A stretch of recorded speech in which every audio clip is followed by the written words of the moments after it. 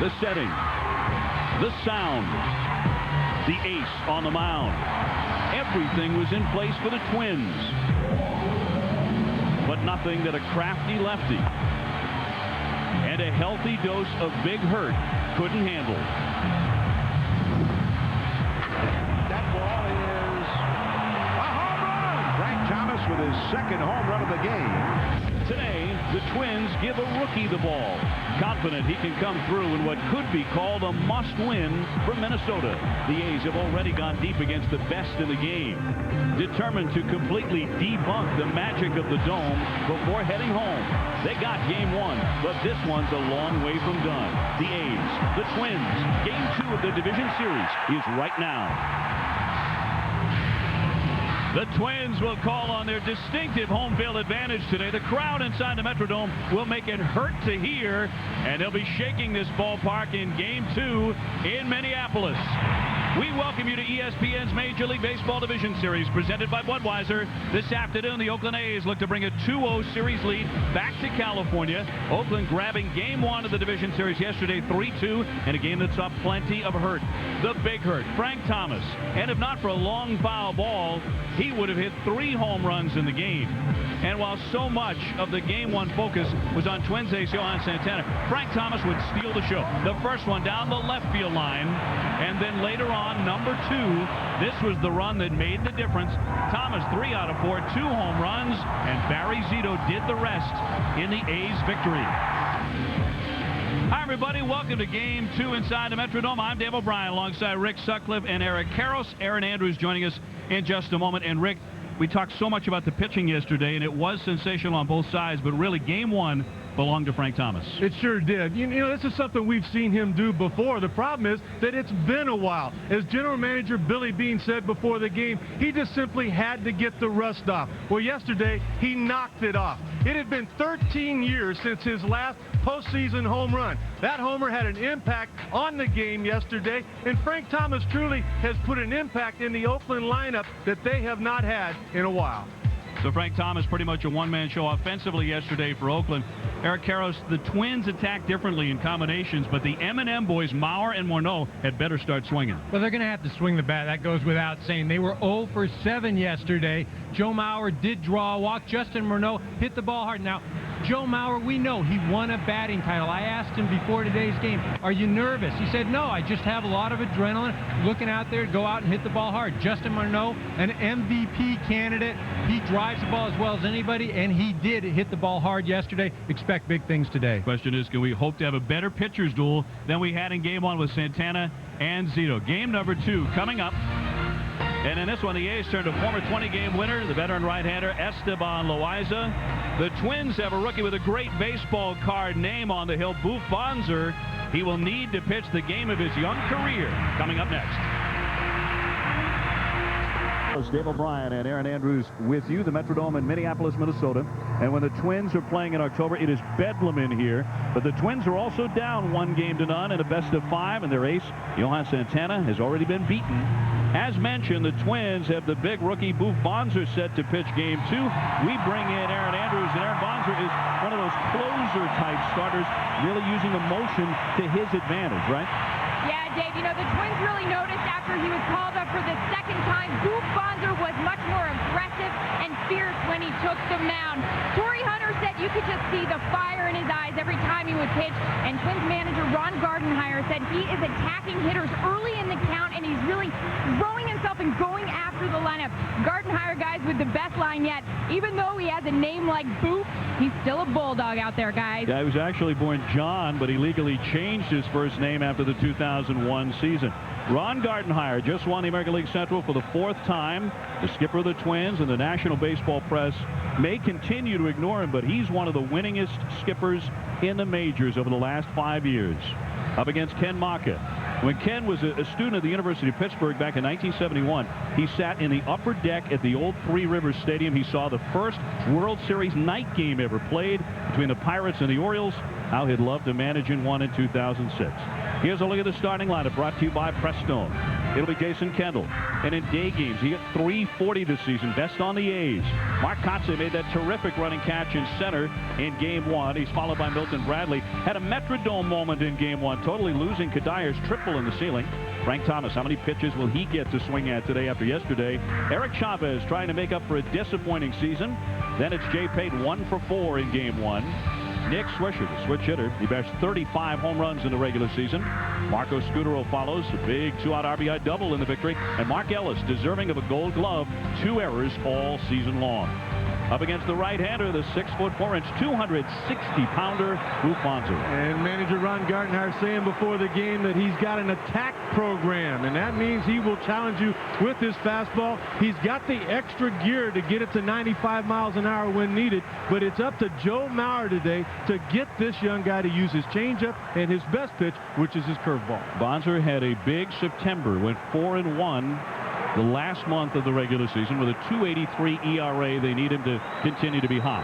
His first pitch is in there for a strike, and we are underway here in Game 2. Jason Kendall, 295 during the regular season with just 1 home run, but he hit 332 from July 22nd on. And he fouls that one out of play to the right. You know, B, I was thinking about Jason Kendall yesterday and all those regular season games with never getting into a postseason. And what happens? His first game, his first at bat yesterday, and it's off of the best pitcher in baseball, Johan Santana. And he wound up going 0 for 4 with 2 strikeouts. 11 years in the majors, finally in the playoffs. He takes up high from Bonser. Mark Kotsay to follow, and then Milton Bradley. The A's back in the postseason after a 2-year absence. Bonser, a quick worker. Cut on and missed. He got him. And a terrific start for the rookie. He strikes out a guy who is very, very tough to strike out, Jason Kendall. Well, Jason Kendall struck out his first 2 times yesterday, and it's something that's very uncharacteristic. You see Bonser throws a breaking ball. What's important about that, it's out of the zone. It's not something that he could have hit even going after it like he did. Now facing Kotsay, who hit 275 during the season and takes low for ball 1. I thought Kotsay's catch yesterday in center field, his ability to take his eye off the flight of the ball. The 1-0 fought off foul and then located again while racing toward that center field fence was amazing. You know, in talking to the Minnesota Twins before the game, they too talked about what a difficult play that was. He runs into the wall, and he actually took his eyes off the baseball and then went back and was able to get it, something most outfielders cannot do in this park. Not supposed to do that here. The 1-1 is too high. Well, and when he was acquired from the San Diego Padres, Billy Beane said, look, he's one of the best defensive outfielders. He's not one of those guys you're going to see on highlight films going over the wall, but as steady as there is. In on the fists at 86 miles an hour from Bonser. Frank Thomas a couple of batters away. A huge Game 1 with 2 home runs. After 16 seasons in a Chicago White Sox uniform, he has made such a major impact in Oakland's lineup. A weak ground ball to first base. And Bruno will flip it on to the pitcher for out number 2. And Milton Bradley on the way up next. Let's get a look at the Minnesota Twins defensively, Eric. Well, and we talk about highlight reels in center field. Well, Torrey Hunter, he is it. I mean, you watch SportsCenter any night, and you see Torrey Hunter going over the wall, making that great catch. We all remember him robbing Barry Bonds in the All-Star game. You see 5 Gold Gloves. Not to be outdone, you've got Luis Castillo over at second base. Anchors a pretty darn good infield. He has 3 Gold Gloves. Torrey Hunter in his minor league days, so aggressive, ran through a center field fence. Fouled away by Milton Bradley, the switch hitter. He was 0 for 4 in Game 1. 276 during the season, 14 homers, 52 RBIs, but most importantly for Milton, a quiet season. No controversy. Quite a catalog of offenses throughout his career. Just outside by Bonser. Big groan there from the crowd. They wanted that strike. There's not a whole lot he can do when your manager can beat you up. We saw that. Off the corner. Situation with an umpire. Bradley was going to go after him. Amaka just simply wrapped his arms around, picked him up, threw him back into the dugout, and that was the end of it. The 2-1 missed the inside corner. A couple of close ones here. Bonser not getting the call. 3-1. Well, and getting back to that, Ken Maka, very proficient in the martial arts, studies, practices, does all that stuff. So not somebody that you care to run into. Ground ball sharply hit down to get it. Morneau will take it himself, and it's a good start for the rookie, Bufonzer. The crowd loving him here inside the Metrodome. He gets the A's 1, 2, 3. Castillo, Punto, and Mauer, the batting champ, on the way up. Back inside the Metrodome, and while the rest of baseball was looking the other way, namely at the Detroit Tigers, the Twins were running up on the Tigers and stunning them on the last day of the season to win the Central. Here's the lineup of Minnesota, brought to you by Prestone. Good speed at the top, and Luis Castillo. Nick Punto also stole 17 bases during the season. He bats second. Joe Mauer, 347. That says it all. Best in the majors. Michael Kadai with good power drove in 109. Justin Morneau did it all with 130 runs batted in and hit 34 home runs. Torrey Hunter loves to hit against Loaiza. More on that in a moment. So does Rondell White. He's in left field. Jason Tyner, the only change in the lineup at designated hitter from yesterday. Jason Bartlett, the shortstop, hit 309 in the last 100 games or so up against Esteban Loaiza, the right-hander, 11-9 during the season. Has not pitched well in his career here at the Metrodome, but has pitched well in his past postseasons. Castillo takes a strike. The early part of the season was a wash for Loaiza. He was beaten up in April and injured in May, but in August and September, he was superb for Ken Maka. Swung on and missed, and quickly Castillo in the hole, 0-2. He was also superb pitching for Team Mexico in the World Baseball Classic. You remember the 8 innings that he dominated Team Canada against. That might have been where his physical problems came about. Loaiza, 34 years old, a true veteran presence in the Oakland rotation. Not much rattles him, not even a jam-packed Metrodome. 2 strikes on the leadoff hitter. In there for strike 3. At 88, a quick start for Esteban Loaiza to set down Castillo. Let's check out K-Zone. Watching him warm up in the bullpen, he spent a lot of time on the outside corner towards the third base bag, knowing he's going to see a lot of left-handed hitters for Minnesota, backdooring that slider and also using the changeup more than he normally would. His first 10 starts, you see he had problems, some of that injury related, but went 4-0 in August. It was American League Pitcher of the Month. Here's Punto. He looks at a strike. Nick Punto, 290 during the season with 1 home run and one of Minnesota's so-called piranhas, as described by White Sox manager Ozzie Guillen. 0-for-3 in Game 1. So not a lot of bite. It's just off the corner. Well, and it's real important for the guys around Mauer, Morneau, Kadire to get on base, because if they can get on, then it makes it that much more difficult when you have to face the middle of this Twins lineup. Ground ball, weakly hit. Marco Scutaro up and over. Plenty of time for out number 2. So a quiet start for the Twins, but here comes Joe Mauer, the people's choice. And they adore him here in Minnesota. Only 23 years old, but the St. Paul, Minnesota native has been a star in these parts for a long time. I thought it was interesting before the game, EK, when you asked him about the pressure he felt yesterday. He told you he felt more pressure in the last game of the year than he did in the postseason. Well, trying to win that batting title, as we all know that he came out on top. Inside for ball. And when I was speaking to him prior to the game, I asked him if he was nervous about this being a playoff game, and he said no. The adrenaline was there and the excitement, but once the game started, it was like any other game. He was 0-for-3. And not only became the 3rd catcher ever to win a batting title, but the 1st catcher in Major League history to lead baseball in batting average in both leagues. 13 home runs during the season. In for a strike. Well, in watching Loaiza early, everything he's throwing is moving. I mean, whether it's the cutter, the fastball running away, and you know, the approach for this Minnesota Twins team has to be look down the middle of the plate. Up the middle he goes. A base hit right through the box. A 2-out single for Joe Mauer. And that'll bring up Michael Kadire, the cleanup man.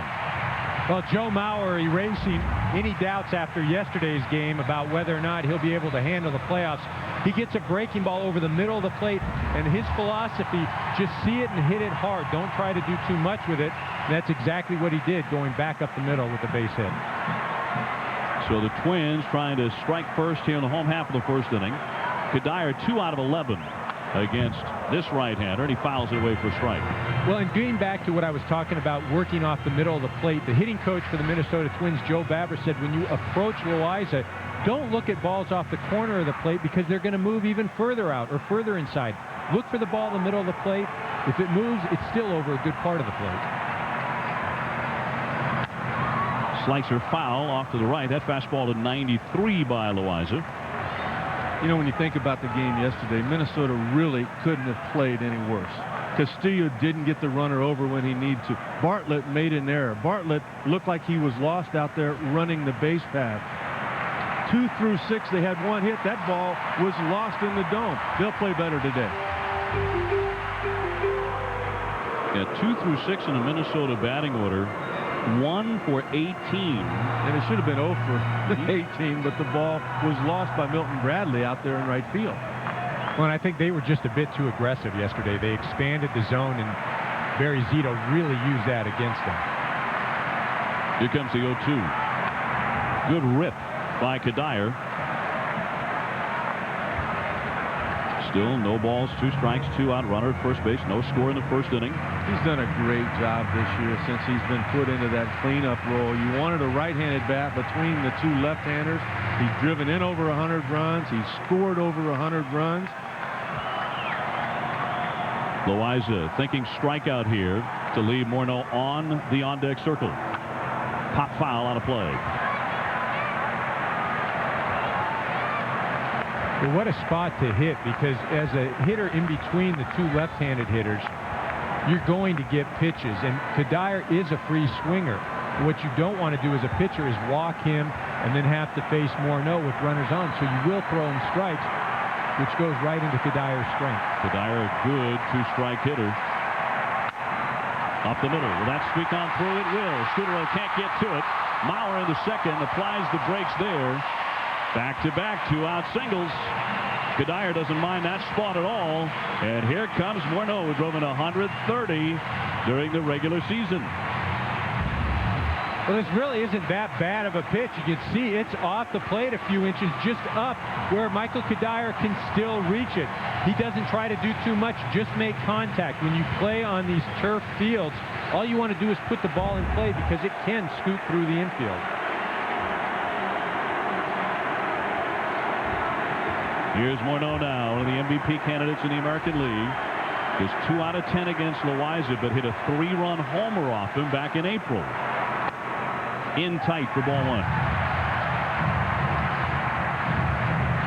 Minnesota with men in scoring position, dismal in game 1, and they know it. 0 for 9 with runners in scoring position. A pretty nasty looking swing there by Morneau. He doesn't take many ugly cuts like that. It's 1-1. He took some of those ugly cuts, though, in that World Baseball Classic, playing for Team Canada against Team Mexico on March the 9th. He struck out looking his last time up against Esteban Loaiza. He just couldn't pick up the cutter. Little floater toward right, but there's Bradley closing on it. Sees this one clearly. 2 men stranded for the Twins. And Frank Thomas, when we come back, gets his first rips of game 2.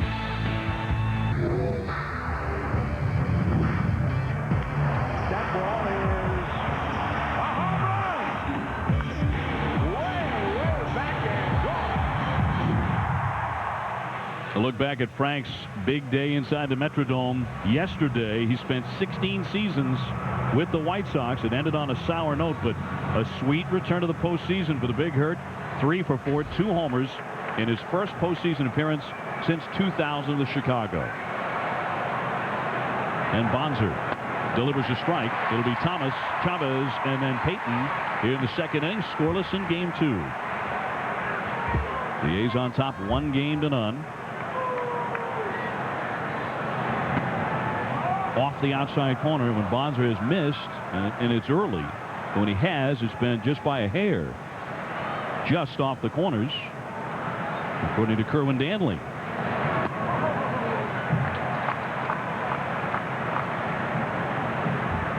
Frank Thomas, the designated hitter, and that was a particular weakness for Oakland last season. They got all of 11 home runs from that spot, dead last in the American League.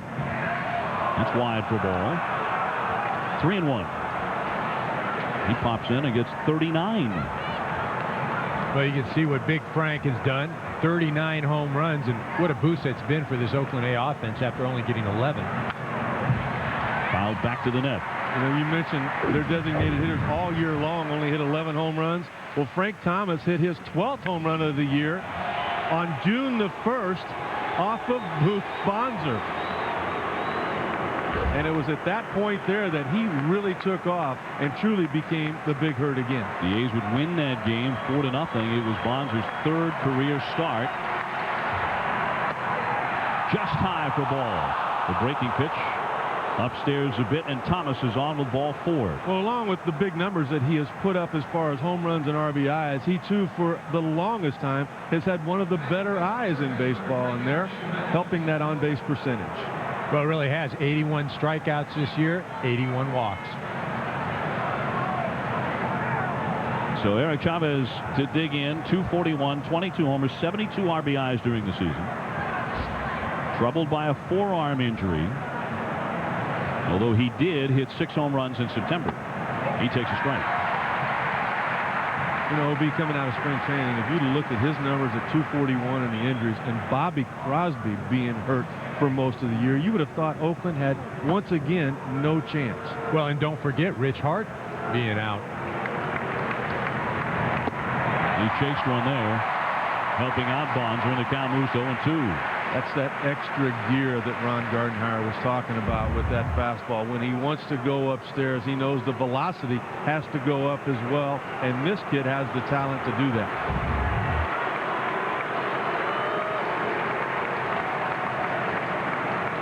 The 0-2. Got him. He struck him out swinging. The second K in the book for Booth Bonser. Well, and you talk about what Ron Gardenhire told us about Booth Bonser. When he seems to get mad, he goes to an extra gear. And he was a little bit upset with that 3-2 pitch to Frank Thomas. He comes right back. 3 pitches later, Eric Chavez goes back to the dugout. Joe Meyer kidding before the game about before it starts, I'm going to kick him in the shin to get him going. E.J. Payton now, 296 during the season with 10 home runs, and knocks that one into right field for a base hit. Thomas, a station-to-station guy, moves into second, even though Kadire has trouble and bobbles it in right field. That's as far as Thomas can advance. Thomas was nearly thrown out at first base after a single yesterday. Well, Jay Payton, when he comes to the plate, you know he's going to swing the bat.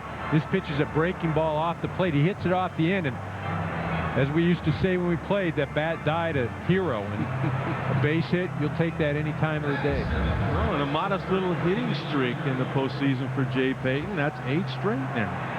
And 1 for 4 in game 1. Nick Swisher now, the switch hitting first baseman, who hit 35 home runs during the season with 95 runs batted in.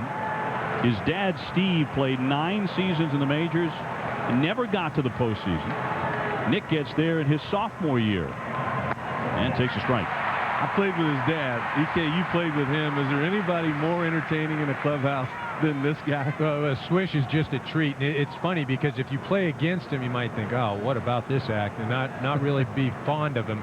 But playing with him and going through spring training, solid guy. 2 on 1 out. That moved him back and knocked him down almost all the way to the chest in the batter's box. The Swisher, yeah, he's loose.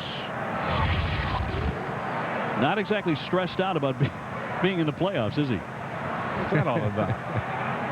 Well, what about we saw him coming into the clubhouse today, had that remote control radio car, you know, and run that thing around. And the 1-1 pitch. Did he check? It's in there for strike in any event. And Bonser gets ahead 1-2. Take a look at the hands here of Joe Mauer, and think about the last pitch, which almost hit Swisher in the leg, and how easily the big guy Mauer behind him. We talk about his average in the batting title. He too is a plus behind home plate. Swisher trying to come up with a 2-strike hit. Of course, no speed at second in Thomas, and it is artificial turf, but that's not going to help Frank very much on a base hit. Fouled away, good rip, but it was in on the thumbs at 94. Bonser with good stuff. Swisher really scuffling with men in scoring position, second lowest in the American League. And yesterday, the A's were 0 for 5 in these spots. Well, and one of the reasons for that struggle is he is a free swinger. He'll go up there and hack, and that's one of the reasons why he has hit the 35 home runs.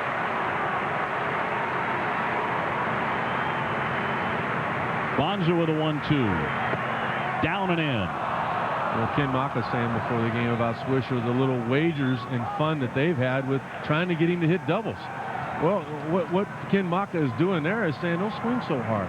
Just try to hit a double to the opposite field, and that number with runners in scoring position will get better.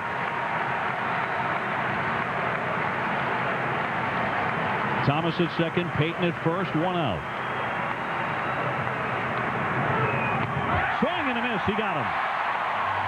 Strikeout number 3 for Bonzer.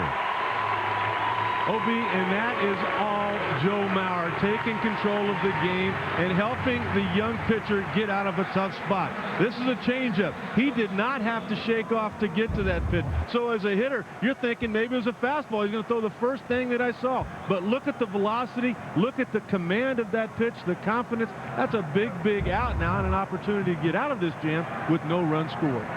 So 2 down for the number 8 hitter. Marco Scutaro had a big 2-out RBI double yesterday in the Oakland victory. He fouls it back to the net. Well, and everybody talks about Scutaro and what a job he's done defensively, replacing Bobby Crosby. But offensively, he gets the big hit. In the last 3 years, he's had 7 walk-off hits. And as you mentioned yesterday, Obi, he had the big double. He also line drive to center with the bases loaded. Could have really created some big, big problems for the Twins. Runners lead at first and second. Bonzer trying to hold. Popped him up. Foul territory off first. Plenty of room for Morneau. And he puts it away. Bonzer buckles down despite 2 on. Gets the final couple of outs. And it's Torrey Hunter, the terrific center fielder of the Twins. We come to the American League Division Series. It's the A's and the Twins. Oakland on top 1-0 to none. And Torrey Hunter stepping in and taking a pitch down and in for ball 1. Hunter at 278 overall with 31 home runs, a solid year despite some injury issues. He drove in 98, 0 for 4 in game 1. But today, facing a pitcher he just loves to take on in Esteban Loaiza. Look at the numbers for Torrey Hunter. 467 with 5 home runs against the righty. High fly ball right center field. Kotze back, says he has it into the alley. And Mark Kotze with the grab. And for more on Torrey Hunter, and we're hearing tales about his pregame speech to the team, let's go to Aaron Andrews. Yeah, Obi, and talking to Torrey Hunter today, he said he had a few words with some of his teammates before they took the field today. He said, you know, that loss wasn't devastating, but it did hurt the team. And he said his theme for the speech today was don't dwell on this. We could have played with our head down in May and June. No one expected us to come back, and this was actually a perfect situation and something this team is used to. So coming back after the game 1 loss yesterday, guys. And Aaron, a great point. He's used to coming back too. He's on the DL in July with a stress fracture in his left foot that slowed him somewhat in the middle of the summer. Here's Rondell White fouling that one back, and a vicious cut. Yesterday, Rondell White with a big fly in a losing cause. Well, he really had a good ball game yesterday, and here he gets this high fastball from Zito, and he just turned it around. He also had a double in yesterday's ball game, and this is somebody that has struggled all year long, battling injuries, but Ron Gardenhire loves the way he plays and has absolute confidence in him. Well, he has quietly become an important part of the underrated Twins offense. He hit .321 in the second half. Well, he did, and that is a result of Ron Gardenhire having confidence in him and him getting a bit healthier. 2-1, chopped to deep short. Scutaro up and over. Low throw dug out nicely by Swisher for out number 2.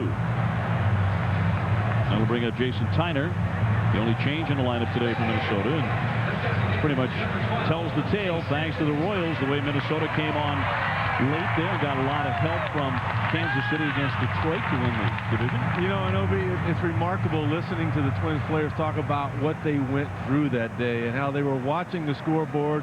They were all packed. Everybody was ready to go. The game ends here, and all of a sudden, you know, they turned around and looked. Nobody had left. Everybody was watching what was going on with Detroit and Kansas City, and then all of a sudden, everything turned around. in there for a strike on Tyner. That final day of the season was the first and only time all year the Twins had sole possession of first place. Well, and the fun thing about that last day, the players are out on the field.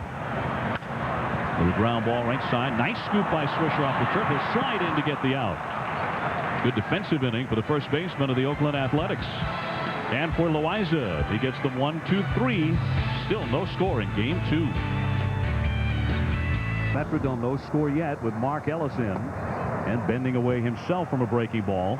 But perhaps the time away from the playoffs will change Oakland's recent history of losing in the first round. They've done that the last 4 times they've gotten in. Fouled back by Ellis. And during that stretch between 2000 and 2003, the A's played 9 games with a chance to eliminate their opponent, be it the Yankees, the Twins, or the Red Sox, and Oakland lost all 9 games, eventually losing each division series. Good rip, but a swing and a miss by Ellis, and the count 1-2. You take a look at that, though. Look at how close those series were and how maybe one hit or one guy could have changed things. That's what Ken Maka was talking about, the impact that Frank Thomas has given this team's lineup. Bonds are missing up top. Well, and remember, those teams, the only holdovers from that group, Barry Zito and Eric Chavez. This is a whole new group. Ellis to be followed by the top of the order, Kendall, and then Kotze for Oakland. Breaking ball missed downstairs. 3-2. I really love how Mauer's taking control of this game with the rookie out there on the mound. Here he is out there starting game 2 of the postseason. He's been up and down at the minor league level. Has not shaken off Mauer yet. Looking for his 4th strikeout. Popped up instead. Foul territory out of play. Well, Mauer used to handling the youngsters because the Twins got 27 wins from rookie pitchers. Only the Marlins and the Tigers had more wins out of rookies. And look at that, 23 years of age. He's just a youngster himself, but yet a veteran when it comes to calling a game and swinging a bat. Went to the same high school that produced Paul Molitor and Steve Walsh. It's a big football star was Mauer here in Minnesota. Look at the top 5 picks in the 2001 draft. Look at the talent on display here. You know, everybody talked about how the Cubs made a mistake taking the Twins did not taking Pryor and taking Mauer. Well, I mean, Mark Pryor's terrific, but so is Joe Mauer. Line shot and a base hit. And a fine at bat for Mark Ellis, the number 9 man, as he rips a single to left. Let's go back and just take a look at how Bonser has shut down Oakland the first 2 innings. Look at the glove of Joe Mauer. Take a look. Down and away. There it is for a strike. Take a look at this now. Look at how he climbs the ladder on Chavez to get that strikeout. And then here we go. All of a sudden you need a changeup. Look at him down. Look at the glove. It makes it so much easier for a 24-year-old out on the mound his first postseason game. 3 strikeouts, and one of them this man, Jason Kendall, to start it. And he looks at strike 1. Well, and getting back to Bonser, I think goes without saying. He's the type of guy that if he has success early in the game, he has the talent. It's just whether or not he can translate that into controlling himself and continuing to put up outs.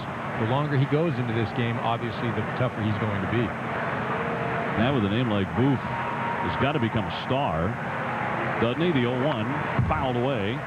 Nickname from his grandparents, and you know it meant so much to him that he legally changed that back in 2001. He figured why not, and he has emerged as a very solid starter since replacing Francisco Liriano. Yeah, but you know, you got a name like John, you're all right. I mean, there's some other names you want to get rid of, but there's nothing wrong with John. The 0-2 to Kendall. Too high.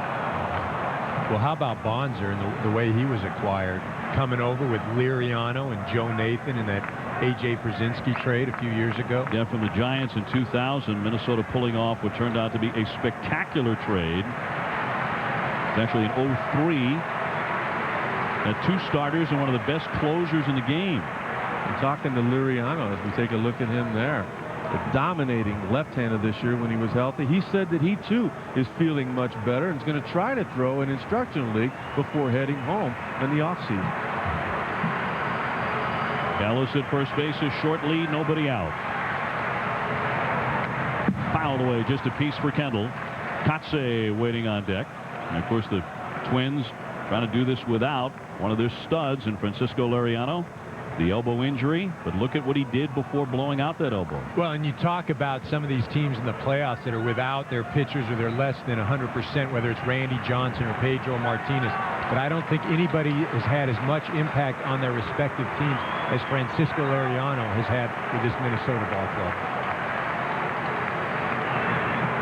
1-2. Kendall would not chase it. All even 2-2. This right here is why he is the leadoff hitter for the Oakland A's. He's a guy that normally won't strike out. He's a guy that will make the starting pitcher work, and you can do so many things with him. You can hit and run with him, and he's full of productive outs.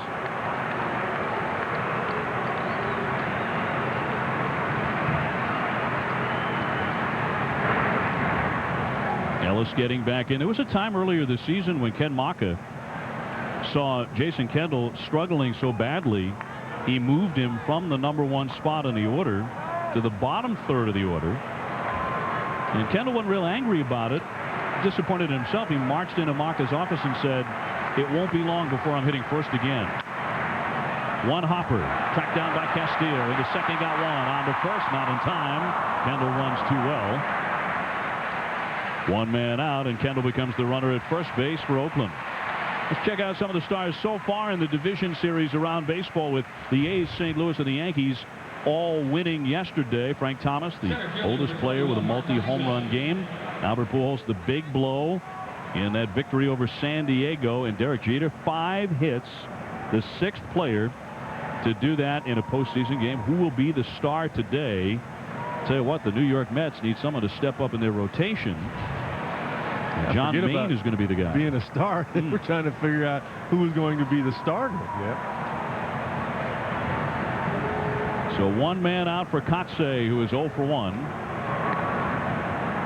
And the Twins thinking maybe there will be a play on here with Kendall's good wheels and Kotze's ability to put the ball in play. He only struck out 55 times. Well, it wouldn't be a straight steal. A's only had 2 players in double digits. Jason Kendall 11. Milton Bradley with 10 stolen bases. Runner not going, and that one misses. Kotze has battled back problems this season, although nothing new for Mark, but has gritted his teeth into his first October series. And at age 30, Kotze is one of the best outfielders in the majors who has yet to win a Gold Glove.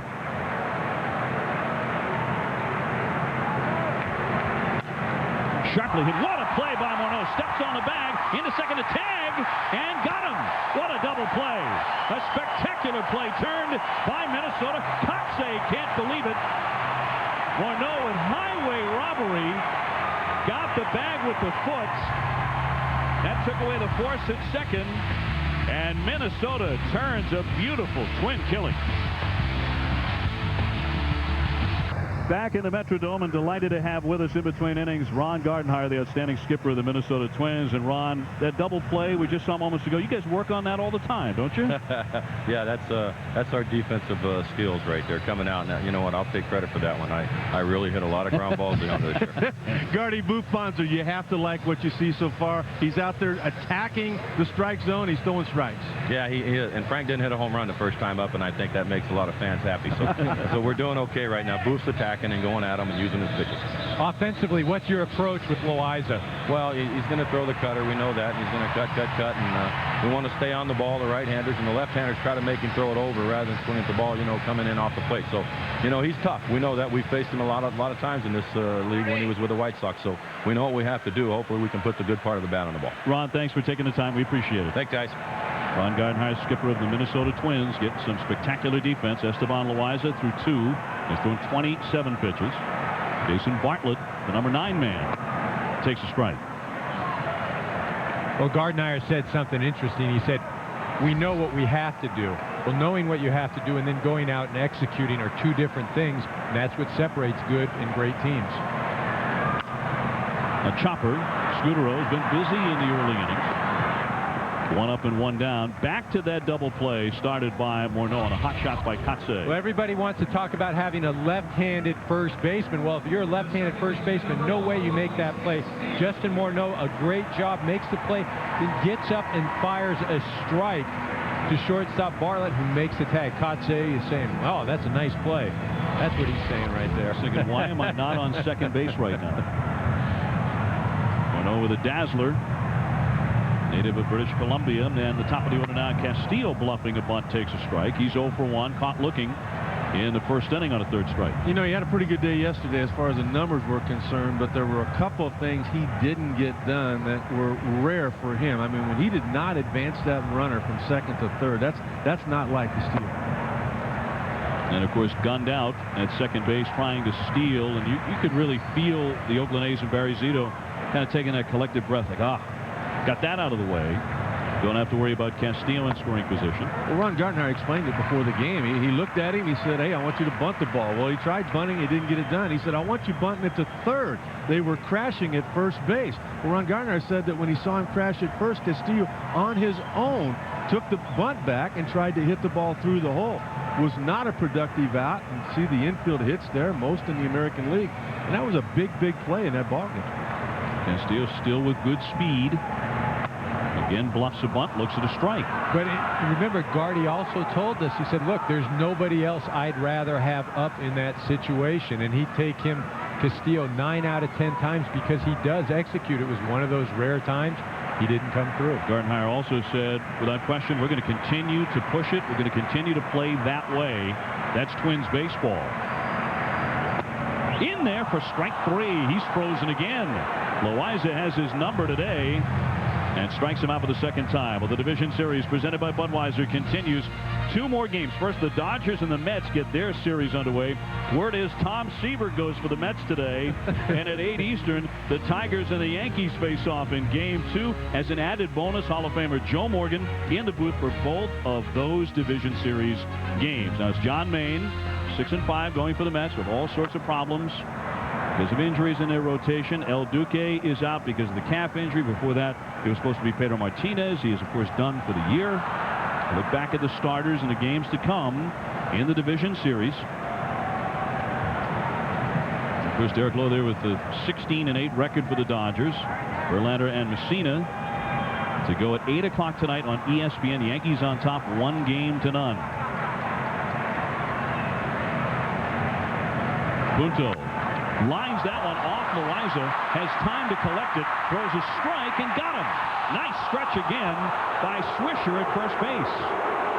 A close play. The crowd groans in the Metrodome, but it's a 1-2-3 inning for Esteban Loaiza, the right-hander. Good defense on this play. Off the ricochet, Loaiza gets his man. Rick Sutcliffe, Eric Karros, and Aaron Andrews. Good pitching again in Game 2 that marked Game 1. Some kids are here when maybe not supposed to be, but then again, it's October, playoff baseball. Everybody's supposed to be here. And in games inside the Metrodome, it feels like everybody is when it really gets noisy. Bonser has been very sharp in the first 3 innings. Bradley stings that one into right, but there's Kadire to make the catch. 1 up and 1 down. Bonser throwing just 1 pitch. Check out the pitching summary. These 2 right-handers tangling in a good one. Well, both of these guys would be the first to tell you they've had some help defensively, particularly at first base. But you look at that, Bonser's walked 1. Loaiza has not walked anybody. Pitch counts intact, and with the bullpen of the Minnesota Twins, they would be thrilled with 5 innings, maybe into the 6th inning for Bonser. Here's Thomas.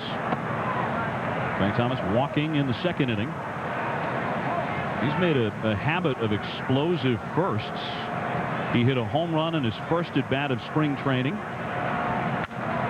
That one off the end of the bat into right, but well hit. Kadire on the run deep into the corner. That one bounces fair and up and over the fence. It'll be 2 bases for Frank Thomas. So a double for the Big Hurt. No home run this time, but into scoring territory in the 4th inning.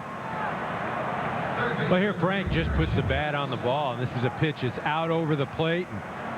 We saw him drive a ball to right field yesterday for a base hit. Here he's looking for that cheap one down the line, and he's out at second base. The trick now is getting him in from second base. Well, Chavez will try and do that, although he whiffed in the 2nd inning. He's 0 for 1. He takes a strike. Well, Frank doesn't get enough credit for how smart he is, too, as a hitter. We know that he's talented. We know he's got a good eye. But he mentioned yesterday he was looking for the changeup off of Santana. He got that. He had a 96-mile-an-hour fastball out in it for his second home run. And right there, he figures they're not going to come in anymore. He looked away and got it. Off the corner. Chavez just a .213 hitter on the road during the season, .241 overall. And a tough year. Men in scoring position. First 2 games. Not much to say about that on both sides. 0 for 17 total. Line shot. That one off Bonser. Thomas trying to advance. The throw will be at first base to get the runner. Frank Thomas does move up 90 feet as Bonser got in the way of a line drive. We'll see if Bonser can continue now. The runner at third and 2 out. Well, this ball is hit right back up the middle. A rocket. What Bonser does, obviously knocking it down, but where he runs into trouble, and you can see as Frank Thompson, he picks it up, tries to with the glove. Instead of trying to pick it up with his bare hand, then he may have been able to get Frank Thomas, who was hung between second and third. So both starters have been in harm's way over the last inning as we check out our game track presented by Intel. No score here in the 4th inning, and Bonser's been a big story. 3 2/3, 3 strikeouts. He has scattered 3 hits, being attended to right now. But Justin Morneau with a spectacular double play. Started stealing that one from Kotze. And firing on to get Kendall on the tag play. Loaiza has worked 3 superb innings, allowing just 2 hits. He also deflecting a shot up the middle. He's okay, and now Bonser will try a couple of tosses here. I think the key for Loaiza is the fact that he's gotten a leadoff hitter out in each of his 3 innings. Bonser struggled a little bit in that department. And what you've got to do now, there's no question. Mentally, he wants to stay in the game. He's trying to do everything he can to keep out there on the mound. But what you've got to do, take time for that line drive to take its effect. Let the pain start to get in there. Then get him up on the mound and see if he can command anything to get the out that they needed to end this inning. There it is right here. You take a look at it. This ball is smoked. If he's not 6'4", 260, that ball gets by him. It hits off his legs and it's off his glove. And as you said, EK, if he comes up with that barehanded, you got Frank Thomas in a rundown. He did not do that. All he could do was get the out. But now with 1 more out, he's out of this. Payton trying to pick up that RBI and deliver the first run of game 2. He's singled in the second, 1 for 1. Goes after the first pitch and right through it, 94, so nothing wrong with Bonser on that pitch. Well, you mentioned earlier, Seth, that Joe Mauer was thinking about going and kicking Bonser in the shins before the game. Well, that's about as good a kick as you can get. We'll see how he answers the bell. Well, and there's that extra gear that Mauer talked about when he needs it that he can find with that fastball. Really stranded 2 A's in the second inning. Got the big double play in the 3rd. Thomas at third base here in the 4th. You talk about Frank Thomas being a station-to-station runner. Think about this. He hit 39 home runs, but he scored just 77 times all year. A guy like Nick Swisher, by comparison, hit 35 home runs. He scored 106 times. You got to work to get Big Frank in. Line shot. Castillo there for the catch. And Bonser holds again. We are still waiting for the first hit with men in scoring position in this series. The pitching's been that good. Bottom of the 4th inning, scoreless in game 2 of this division series in the Metrodome. Just 5 total hits. We'll see if the Twins are ready to break through as Joe Mauer, Michael Cuddyer, and Justin Morneau, the heart of the order, are due up against Esteban Loaiza. Mauer with a base hit in the 1st inning. 0 for 3 in game 1.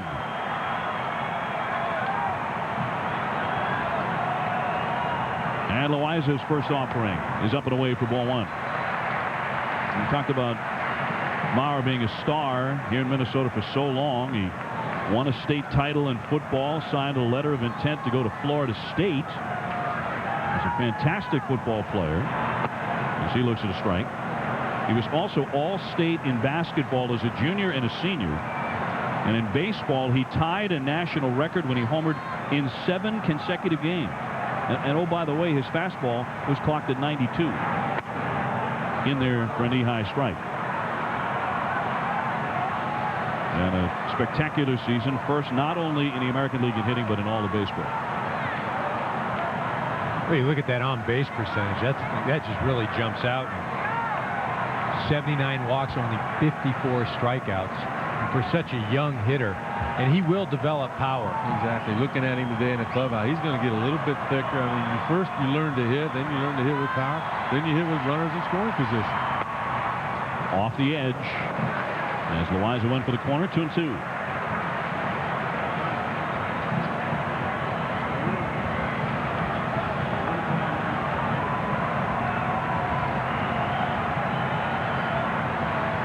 Loaiza really taking his time, looking into Kendall. And the 2-2. Had a good eye by Mauer. 93 with a fastball, but it missed. All filled up. Michael Kadire, who drove in 109 runs during the regular season, on deck. Fits in very nicely between the two left-handed hitters in Mauer and Morneau. Good rip that fouled away. Well, and that's what good hitters do. That's a pitcher's pitch. It's on the corner, and Mauer just fouls it off, makes the pitcher have to throw another pitch. That's why if you're going to have success as a hitter, you can't hit every pitch, and you can't hit pitcher's pitches. But what you can do is give yourself a chance to see another pitch. Well, here's another 3-2 pitch. Jammed in on one hop. Chavez, the Gold Glover. One man out in the fourth inning. Esteban Loaiza. What happened in between innings with the A's starter, Aaron Andrews? A busy half-inning OB for Esteban Loaiza. Not only in the third inning was he hit by Nick Punto, who hit the ball up the middle. It caught him in the pinky, so he came back to the dugout and he started rubbing his pinky. Well, all of a sudden, Milton Bradley walked by, threw a water bottle up top, and that knocked over a thing of coffee. Nailed Esteban Loaiza right there. He had to walk back into the clubhouse, get a total new jersey, pants on, new hat, new glove, guys. You know, it's just the way it goes with Milton Bradley. I mean, even in a season where he's had a clean sheet, so to speak, something's bound to happen, it seems. That one up high off the glove of Kendall. Well, the good thing about that is Loaiza just realized, hey, look, it wasn't anything on purpose. Goes in and doesn't make a scene, doesn't react right away. And that just shows his composure and his professionalism. Yeah, and in fact, he's retired 8 in a row. Kadire singled in the first inning. Base is empty. And it's down low for a ball. What's the nuttiest thing that ever happened to you inside a dugout? Anything like that? Anyone ever spill coffee on you? I don't know that. I'll tell you the nuttiest thing. The nuttiest thing, I was asked to pinch run. That is zany. That is, with your blinding speed you were noted for in your career. Yeah, that's bizarre. That's downright crazy. Well, and done by a Hall of Fame manager, Tommy Lasorda, who we've seen promoting these playoffs. Tommy's our guy. That's right, huh? Exactly right. Son, how about you? Who'd you pitch run for? Yeah, that's Mike Sharp against the cut. That was my big league appearance. That was the first big league appearance. The 2-2 popped up, twisting foul off of first base. A long run for Swisher toward the seats, but won't get to it. You know, you got to give Loaiza a lot of credit too, because of the history with Bradley and the anger management things. I mean, I think about a lot of pitchers. If that's Roger Clemens and that happens, you're probably looking at a different right fielder right now, because there's somebody that's going their way to the hospital. I mean, there's really no excuse for that. You've got to have more respect for other people's property and territory, and sometimes Bradley just can't help himself. 3-2 on Kadire. One more look at that incident. Well, Loaiza just seemed to brush it off. No harm done. Obviously not happy. Ground ball at the shortstop. Scudero hoovers it up and gets him. 2 down.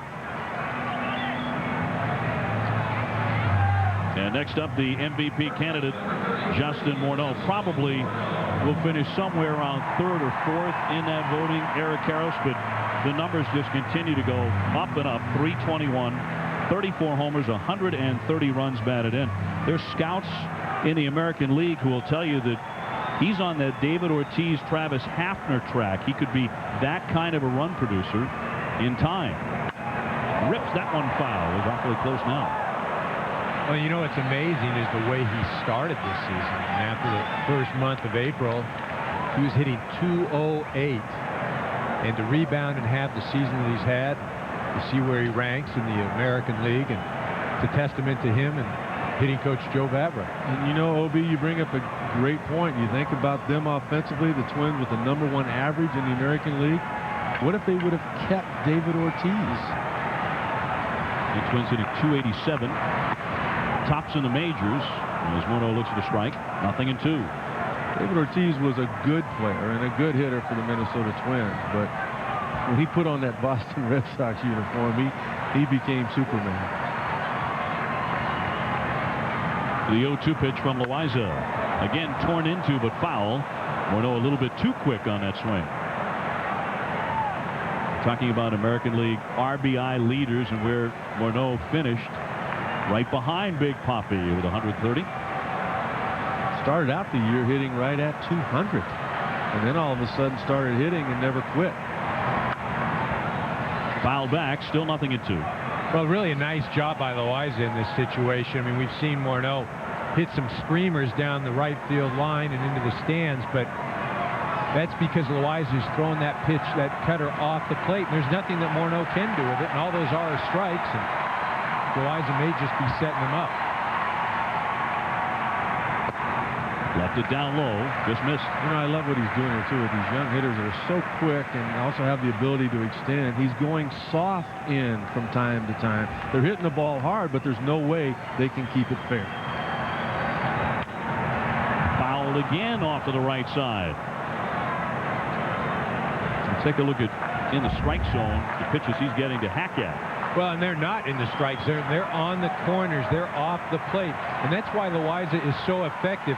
He doesn't leave anything over the middle of the plate. He works on the corners. He gets movement, and that movement usually translates into pitches off of the plate.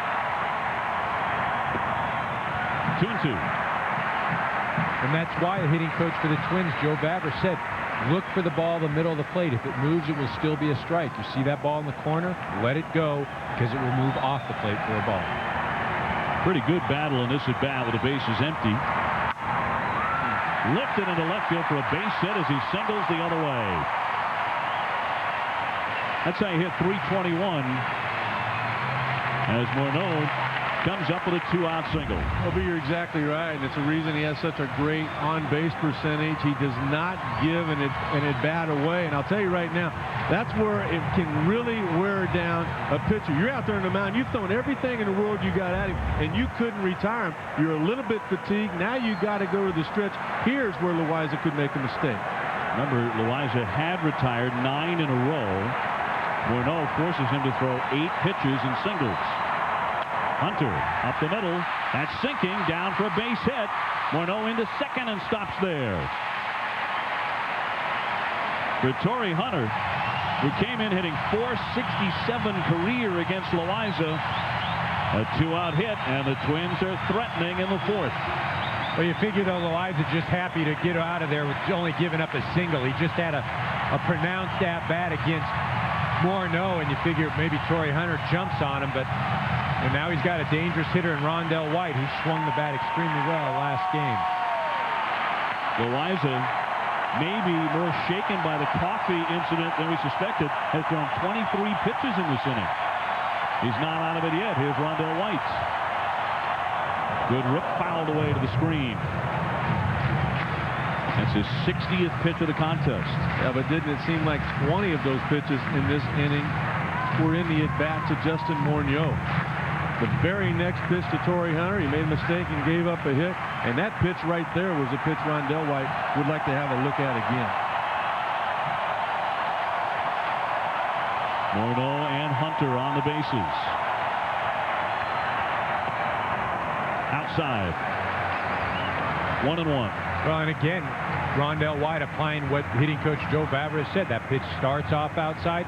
Just let it go, because you know it's going to move away. You offer at it, either not going to hit it or hit it off the end of the bat.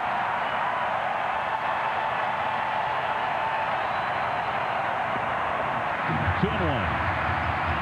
That's Swifty at 95 miles an hour. Rondell White trying to fire up this crowd. You look at the 3 through 6 hitters in game 1, just dismal. Much better today White is the number 7 hitter. Ground ball at Scudero. Routine play. The force retires the side. Loaiza again gets tough when he has to. 2 men left. It's 0-0 after 4. Karros, Dave O'Brien, and Aaron Andrews with you from the Metrodome. Game 2 of the division series. Swisher tattoos that one. Fair ball down the right field line. That'll rattle into the corner. Kadire to dig it out on the warning track. And it's an easy double for Nick Swisher to lead off the 5th inning of a 0-0 game. There's some problems right now for Bonser on the mound. He did not have a quiet out in the top of the 4th inning, and you start right off here in the top of the 5th with another ball hit extremely hard. Well, and remember, last inning he took that ball off the leg, so he's had a couple minutes to go in, sit down, and that thing is really going to start to take effect, and he may be suffering from that. And OB, you even go back to the ball hit by Kotsay. The great play by Morneau, or he would have been in trouble already. So I think activity should start quickly in that Minnesota pen. Well, nothing yet. Here's Scudero. He's 0 for 1, having popped out foul to first. These two teams combined 0 for 20 in the series with runners in scoring position. Scudero with a golden chance to change it. Goes the other way, lofts it into right field. That's a fair ball, and that'll bring in a run. Swisher rounding third. He's in to score. Scudero into second with a run-scoring double. 1-0 Oakland. It's the same kind of thing that happened yesterday for the Twins that was not done right. Ron Gardenhire let Luis Castillo do what you want. He gave him the sign, get him over. You got to move him over. Castillo tried to swing the bat, but he couldn't put it in play. Here's the same thing. Ken Maka telling all you got to do is get him over. You do it however you want. Scudero got a fastball up and away, and he just simply traded places with Nick Swisher. Well, a little surprise, too, about the pitch selection in that situation. You know the hitter is going to try to drive the ball to the right side of the field. The last thing you want to do is throw a fastball out over the plate. You usually want to go inside. Scudero gets a pitch he can handle and does it again. And does it again. We've been talking about Scudero. He's been doing it all year. It's Juan Rincon starting to loosen up quickly. Let's go inside the Oakland A's dugout, though, in between innings. It's Gerald Perry there right next to Mark Kotsay, the hitting coach. And he gets into it a little bit here with Milton Bradley, who had that coffee incident. Well, Gerald, an accident clearly. Perry was waiting on Milton Bradley, saying to get your head back into the ball game and quit doing those stupid things that got you ran out of everywhere else you've been. Gerald Perry has always been a leader, and if Milton Bradley wants to talk like that, Gerald Perry will be the one that gets him out of the ball game. In fact, amazingly enough, it was Esteban Loaiza, the starter, but a coffee poured on him accidentally by Milton Bradley, who came over to separate them. Gerald Perry was the hitting coach. Ellis with a roller towards second to advance the runner. And Steele 2-1-0 for the out. Down to third is Scudero with 1 out. And for more on that incident moments ago, let's go to Aaron Andrews close by. Well, actually, Milton Bradley just came back, joined his teammates in the dugout. He actually just took a seat by Frank Thomas, who he told me yesterday has been his mentor all season long and has helped smooth things over for him all year long. Frank Thomas looked over at me and said, hey, it's just days of our lives over here, but we're okay. The days of our lives, and it may be a soap opera, but it's going pretty well. Ratings are up for the A's. They have the lead in the series and the lead in the game. Infield in as Jason Kendall steps in. He's 0 for 2. Well, and speaking to Ken Maka before the game, we asked him how Bradley and Thomas, how they've assimilated into the clubhouse, and he says it's great. They have the kangaroo court, and they kind of joke about one another's personalities and about the team's personalities, and you know, it makes it easier to deal with. Bonser into left field for a base hit. Jason Kendall with his first career postseason hit. That brings in another run as Scudero scores 2-0 Oakland. Man, is it ever quiet inside the Metrodome. Well, you talk about momentum shifts. I mean, it goes back to the Rondell White grounding out, not being able to drive in some runs, and then the Twins coming, the A's coming right to the plate, and then Swisher not wasting any time. Boom, gets a base hit. Before you know it, Twins are down 2-0. Well, you can see Bradley still moping there inside the dugout, but everybody else reacting for Oakland. Runner goes, ground ball, gobbled up by Bartlett, went for second, didn't get it, on to first, got the out there, as Kendall, who is running on the swing, gets into second base with 2 down. when they describe Mark Kotze, they always talk about him being a ball player. Take a look at this here. He waits till the last minute to see the movement. Is it the second baseman or the shortstop that's going to cover on the hit and run? At that time, he tried to inside out that ground ball through the hole that was vacated by Bartlett. Just couldn't quite get it in there, but nonetheless, advanced Kendall. So here comes the controversial Milton Bradley, 0 for 2. He's grounded out and flied out, and he takes outside for ball.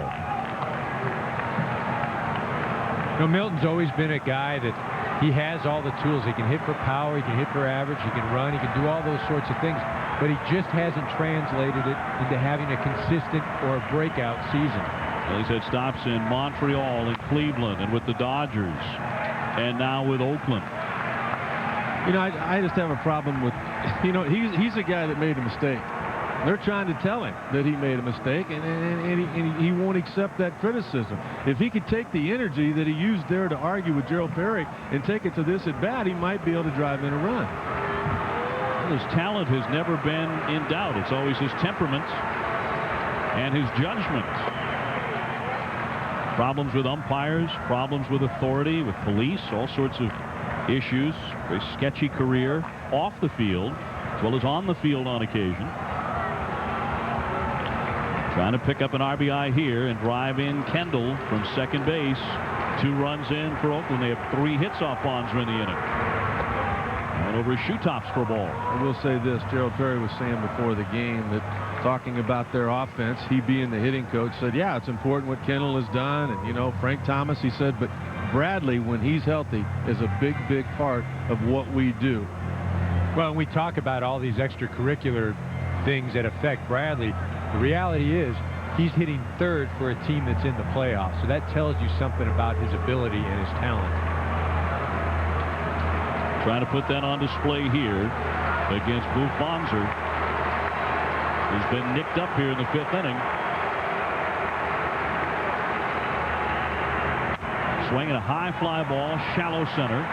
Coming on Hunter. Long run, but plenty of time to make the catch. Side retired. Hey, when we come back, you're going to want to hear from Ken Maka. He's been in that dugout with Milton Bradley just moments ago. We're dying to find out what he thinks about it all. At the midway point of game 2, 2-0 Oakland, already up 1-0. Ken Maka, the terrific manager of the Oakland Athletics, joining us. And Ken, we have to ask you the question, what was going on in your dugout moments ago there with Milton Bradley? Well, you know, we've got a lot of intensity in here, so we just don't want to waste any at-bats and go up there and get fired up. So that's basically what we did there. Got a couple doubles in a row and scored a couple runs. Ken, it seems like the big story is what Loaiza's doing on the mound. You have to like that. Oh, absolutely. Elo really, in August, he was the leader of the staff, and what a competitor. He goes out there. He's going after these guys. He's throwing strikes, spotting the ball right where he wants to, and he's giving us a chance to win. Ken, thank you very much. You're on top 2-0. We appreciate it. Esteban Loaiza, 11-9 during the regular season, but down the stretch, 4-0 in August, at 3 excellent starts in September. The A's get a hot hand, and now he has the lead. It'll be Tyner, Bartlett, and Castillo from Minnesota. And that's in there for a strike. You know, a manager can't see and hear everything that goes on inside a dugout behind him oftentimes when his attention is on the field or on 4 or 5 other things. I'm not 100% certain he knew what was going on there. Well, that's why it's so important to have eyes when you're not there, and that's what a coaching staff is all about. I think about how Joe Torre trusted Mel Stottlemyre. Line drive, but foul, yanked off to the right by Tyner. Well, and you know, to expand on that, what I think is also important is to have the guys in the clubhouse. You see Jason Tyner, not known for any power right there. No. 1,052 at-bats without hitting a home run. Figure you're just going to run into one at some point. That's what they call do. He's a designated hitter. It doesn't say designated home run hitter. Okay. Well, getting back to Ken Maka, you've got to have the guys in the clubhouse as well as the coaching staff to police themselves, and they have this. Chopper. Scudero tracks it down on a high bounce. Guns and gets it. And I have this with this ball club, and you saw that Loaiza was in the middle of breaking things up, and Boca Chica was in there. Frank Thomas is sitting talking to Milton, and you know, again, you hate to talk about it, expound on it, but it happens, so you have to address it. Well, it's so important the way Loaiza handled that, because I mean, there's a big picture here. And he very easily could have let that get out of the way and the focus go on what happened in the dugout rather than what he's doing on the mound. Yeah, he's throwing a 4-hit shutout in Game 2 of the division series here in the Metrodome. Fouled away by Bartlett. The Twins haven't had a leadoff batter reach all day against Loaiza. That's how good he's been. You know, here's my problem with Bradley. I mean, all right, he's not having a good series. He's not having a good day today. He lost the ball that was in the air yesterday. You know what, though? Your team won. And guess what? Your team's winning again. Check swing. Did he offer? The appeal to the first base of Everett. He says no. 1-1. Well, you can see it. He held up, not offering, and Mike Everett making the correct call. Bartlett snaps his bat in half. Another ground ball to Scudero, who's been automatic today. 2 up and 2 down as we go to Carl Ravitch in the studio for a SportsCenter 30 at 30 update. Carl. Hi, Dave. Thank you. 2 years ago, the Rangers won 89 games, and Buck Showalter was the manager of the year. Today, he's been fired. GM John Daniels saying, "We thought it best at this time for a fresh perspective." El Duque injured, not on the Division Series roster. John Maine, the rookie, 6-5 this year, will start Game 1 of the Division Series for the New York Mets. That's coming up following this game, 4 o'clock Eastern Time. Thanks, Carl. Not exactly as Willie Randolph had designed it. A slice foul out of play to the left side by Luis Castillo. He is 0 for 2 today with a pair of strikeouts. How about the day of Marco Scudero already? The last 4 outs have been retired on ground balls hit to him. He scored a run, and he's also driven in the other run for Oakland here today. He has 7 assists on the day. You know, talking to some of the media, Ray Fosse, the great all-star catcher for the A's, he was saying that, look, you know, Scudero, you see him day in and day out, you realize that he is the MVP of this team. I mean, you look at Frank Thomas and the numbers, but what Scudero has meant to this ball club is unsurpassed. Bases clean as Castillo jumps back. The switch-hitting second baseman was a main ingredient in the Marlins World Series drive 3 years ago.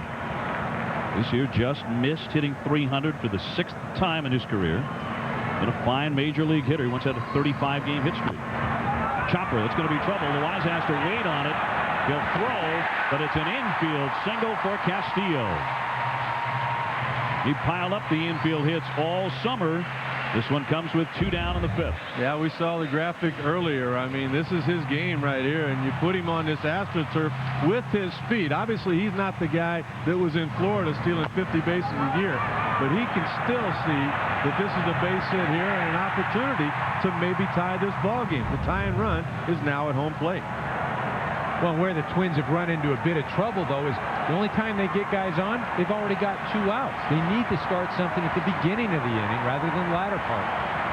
Here's Punto. He's 0 for 2 with a couple of ground ball outs, and that is pinned on the corner for strike. I think instead of blaming them, though, you've got to give a lot of credit to Loaiza, EK. I mean, he's constantly on that outside corner with the sinker, changeup, and the cutter. He'll show you in, but for the most part, just getting you out of the way, using his shortstop defensively. On the inside corner. Boy, he's working both sides of that plate so effectively. Let's check out K-Zone. When we talk about Loaiza, why is he effective? He's throwing pitches off the corners of the plate, and you can see that pitch is off the plate by a couple of inches. Yet Kerwin Danley, the home plate umpire, gives Loaiza the call. Expect Loaiza to continue to go to those places as long as he gets the strike call. When your command is that good, you're going to get those calls. The 0-2 up top. I hate that, though, as a former hitter, just because you are able to throw it in a certain spot. There's a reason there's a plate there. You don't get marks for hitting the same spot. You get a strike call for throwing it over home plate. Sut, you care to counter on that? I'm just going to spill some coffee on him here in a minute.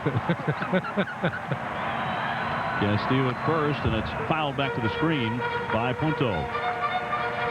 What I love about O.B. Loaiza doing here is what he was doing in the bullpen warming up, using that changeup away. Everybody knows about his cutter. That's what made a 20-game winner out of him when he was with the White Sox and All-Star in 04. Everybody knows about that. Well, he's added this changeup to go along with that. He's basically just been dominating.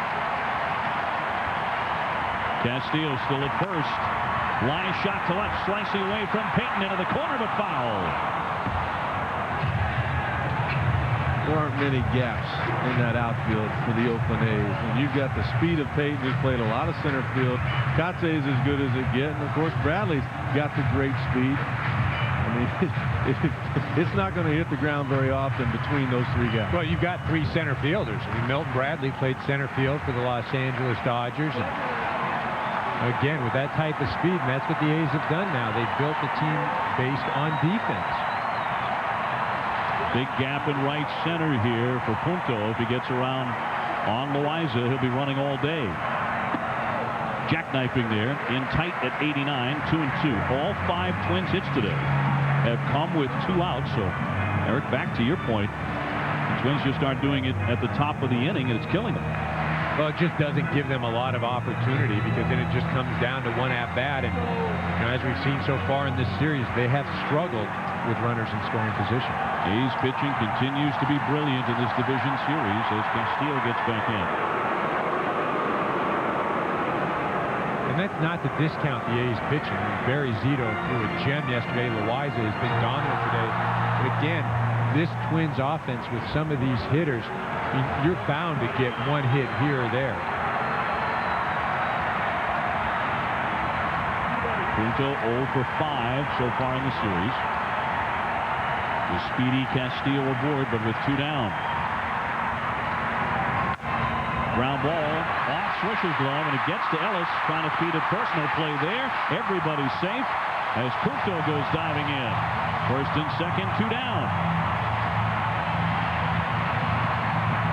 You saw the frustration there on the part of Ellis, because if Loaiza, which he normally does, would have gotten to the bag on time, he could have made the throw, retired the out, and ended the inning. Here it is. There he takes off there. And when he sees Swisher doesn't come up with it, for some reason, he stops. Well, in his mind, he might have thought it was going to get through. I've got to get back and back up third in case there's a throw. But all of a sudden, Ellis closes in. That could have been the final out. I think what happened there is Swish goes after the ball, and when he hits it, Loaiza stops because he thinks Swisher is going to field it cleanly. And as we've seen before, Swish hustles back to the bag. He'll slide into first. He'll make the play himself. I thought Loaiza must have felt like Swisher was going to be able to field that ball. He's made every other play today. I don't blame him. He really has. But the Twins are building a threat, and the Metrodome is finally coming to life here in Game 2 with Joe Mauer, the batting champ, in the box. He's 1 for 2. 4-0 with man in scoring position and 2 out. He takes ball 1. The Twins have never led in this series in the 5th inning of Game 2.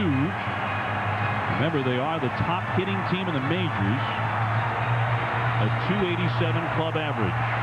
Well, and this is the 3rd time in the early part of this game where the Twins have had runners at first and second with 2 outs. Down low for the ball. Justin Morneau earlier in the game blew out to right field. Rondell White grounded to short. Joe Mauer hopes to do something different. Minnesota 0 for 11 with men in scoring position in the first 2 games. The 2-0. Hit sharply. Down to get it. Chavez. And in time for the out. Another Gold Glove stop. And Loaiza very appreciative. His men on the corners have been magnificent today. Mauer thinking he had a base hit, but Chavez is a vacuum. 2 men. The A's don't have the hammer in hand yet, but they're reaching for it, and a big reason why Frank Thomas, he's walked and doubled in this one after 2 home runs and 3 hits yesterday. And Oakland has a 2-0 lead in Game 2 after winning Game 1 3-2. Trying to take a commanding lead in this best-of-5 division series back to Northern California. That is outside on Thomas, who hit 39 home runs, drove in 114 runs in a huge comeback season for the A's after leaving Chicago. And a matter of staying healthy for Frank Thomas. He played in just 34 games last year, all of 74 2 years ago because of the bad ankle problems he had. He's over that. in a big way. And OB, that's what General Manager Billy Beane was talking about. The first 2 months he struggled. He said he was just getting the rust off. Anybody that did not play for 2 years would struggle like that. Bonser's 3-1. Rattled to deep short. In the hole. Bartlett collects it. And has time to gun down Frank Thomas. 1 out in the 6th inning. The Major League Baseball Division Series continues Thursday with games on ESPN and Fox. Beginning with baseball tonight at 3:30, then at 4, Albert Pujols and the Cardinals take on Mike Piazza and the Padres in Game 2 of the series. And at 8 Eastern, our friends at Fox bring you Game 2 of the Dodgers and the Mets series. The Cardinals-Padres also available in high def on ESPN HD. Here's Chavez. He's gone 0 for 2. Just made a wonderful defensive play with a couple of men on over at third base, which has become commonplace for him with his succession of Gold Gloves. He's won 5 consecutive Gold Gloves. I think Mike Lowell of the Red Sox and Joe Crede of the Chicago White Sox are going to challenge him for that honor this year as Rincon is up again. 1 and 2 on the third baseman. Well, and you talk about the A's and their defense and what Eric Chavez has done. And, you know, really, it's a credit to the coaching staff and, in particular, bounding ball. Castillo in from the outfield. They'll throw him out. 2 away. You know, in particular, this man right here, Ron Washington, the third base coach for the A's, and at some point he will be a manager in the big leagues, but he works relentlessly with the infielders. And Eric Chavez, a few years ago when he won the Gold Glove Award, gave it to Ron Washington. And seen today, Nick Swisher over at first. He's been great. Why? Ron Washington. Here's Jay Payton looking at a strike. Well, there's a lot of manager positions open all of a sudden now. Yeah, Buck Showalter fired today if you missed it, as the Texas Rangers have an opening. Ron Washington's phone may very well ring when the postseason is over for Oakland. Down low for a ball, Joe Girardi, as anticipated, very controversially, however, fired after 1 year as the skipper of the Marlins, and Freddie Gonzalez, very deservedly, takes the reins in Florida. Terrific young manager. A great communicator there, but Joe Girardi will not be out of work very long. And he's got some roots with Florida, that being Freddie Gonzalez. Started out in the organization, was a coach there. The 2-1. Line drive, softly hit, but that'll settle down in left center field.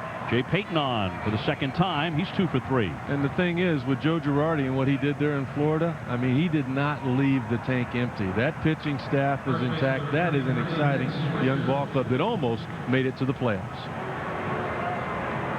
Well, it's been a good day for Nick Swisher, the first baseman of the Oakland Athletics. He has doubled and scored.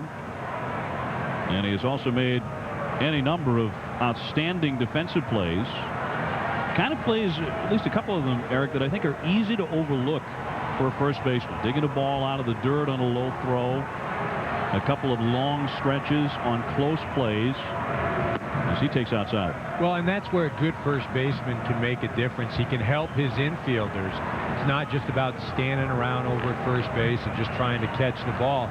These guys appreciate. Marco Scutaro, the shortstop, appreciates the stretch. You know, Esteban Loaiza, as a pitcher, loves the way he plays defense. 2 out, a man on. Outside on Swisher, who, by the way, loves to hit on artificial turf. Only 55 at-bats on the fake stuff this year, but a .364 average. That's the case here in the Metrodome on the carpet. They're not booing him. That's Booth trying to fire him up. On the corner, taking all the way Swisher. 2-1. So far today, they have handled the young rookie. Here's Kazon. Well, I think he was trying to get time out. Yeah, might have been. I don't know. I think he was taken all the way, and then when that pitch was called a strike, as Kerwin Danley has been calling pitches off the plate today. I'll tell you what, Swisher's having a great time. He takes a mighty cut, almost screwed himself right into the ground. 2-2. Well, and those are the types of swings that Oakland A fans have been accustomed to seeing from Nick Swisher. He is not going to get cheated. He's going to go up there and let it go. And, you know, for somebody only in his second full year to have 35 home runs, man can swing the bat.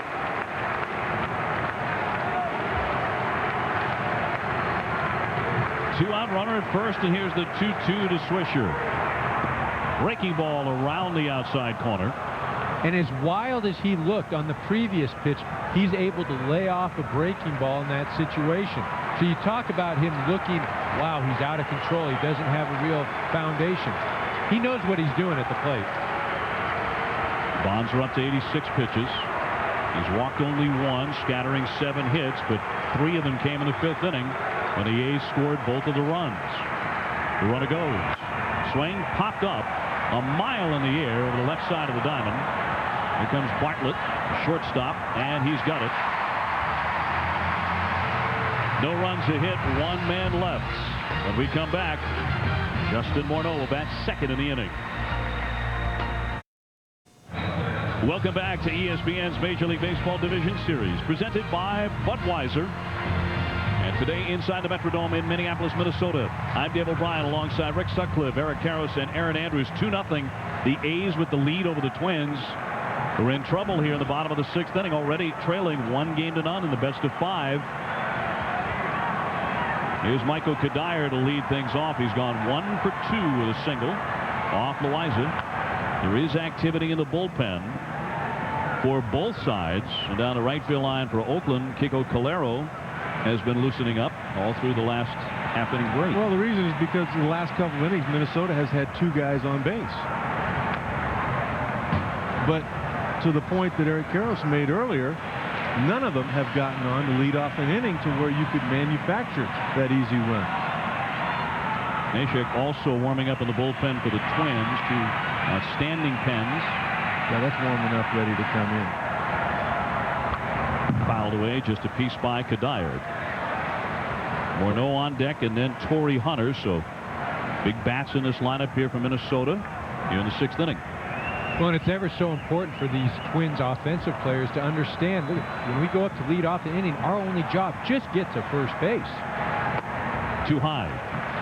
As a hitter, you don't have to go up there and think, I'm going to drive the ball out of the park or hit a double. Right now, just give your offense a chance to start something, get down to first base, let the guy behind you do it. 2-2. Kadire really emerging as a big RBI man. 109 runs batted in. It coincided with Mauer and Morneau becoming big stars. It also allowed Gardenhire to bat in between those 2 lefty hitters. Makes it a lot harder for opposing managers late in games as he fouls that one away to maneuver a bullpen against the Twins. John Gardenhire was talking about Kadire earlier in the year in the game that we did, and he was saying, you know, this kid has a lot of confidence. He's got a chance to be a special player, and as you mentioned earlier, EK, this is a pretty good spot to be in a lineup between those 2 left-handers. Loaiza's 2-2. Missed down and away. Well, he hasn't walked anybody in this one. Now he goes full on Kadire. His control has been superb. Here's the payoff pitch. Swinging a deep drive left field. This one carries. This one is gone.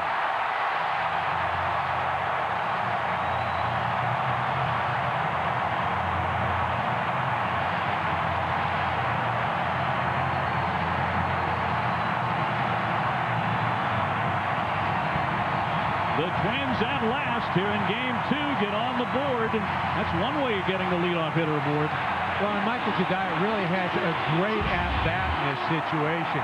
He works a count to 3-2, and he knows Loaiza is going to throw him a strike. He doesn't want to walk him.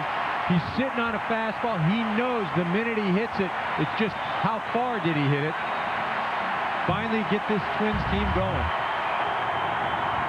Down low for a ball on Morneau. You know, and another thing that he knows, he was saying before the game, he knows he belongs at the big league level. He doesn't have to check the lineup every day, that being Kadire, to see if he's in it.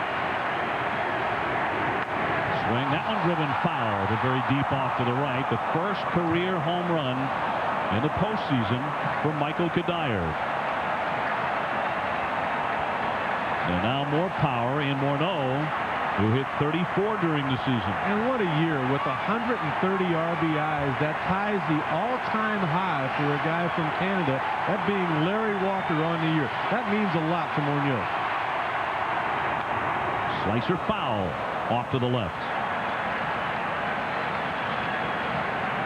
So Kadire's blast gets Minnesota on the scoreboard and cuts that lead in half with one swing.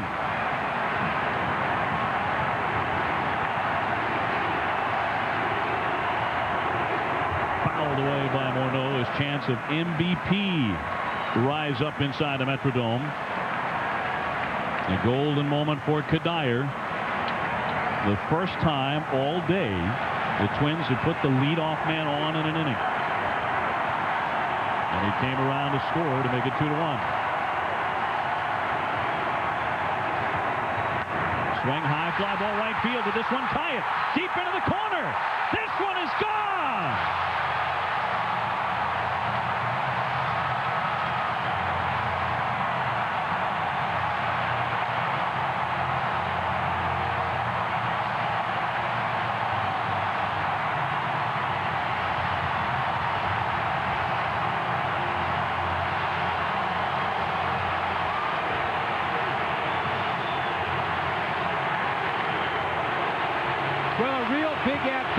Because the Twins have got some momentum with a home run from Michael Kadire.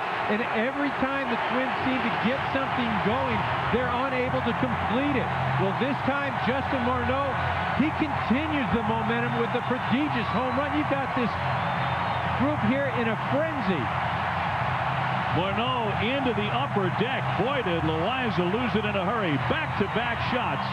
This one tied 2-2.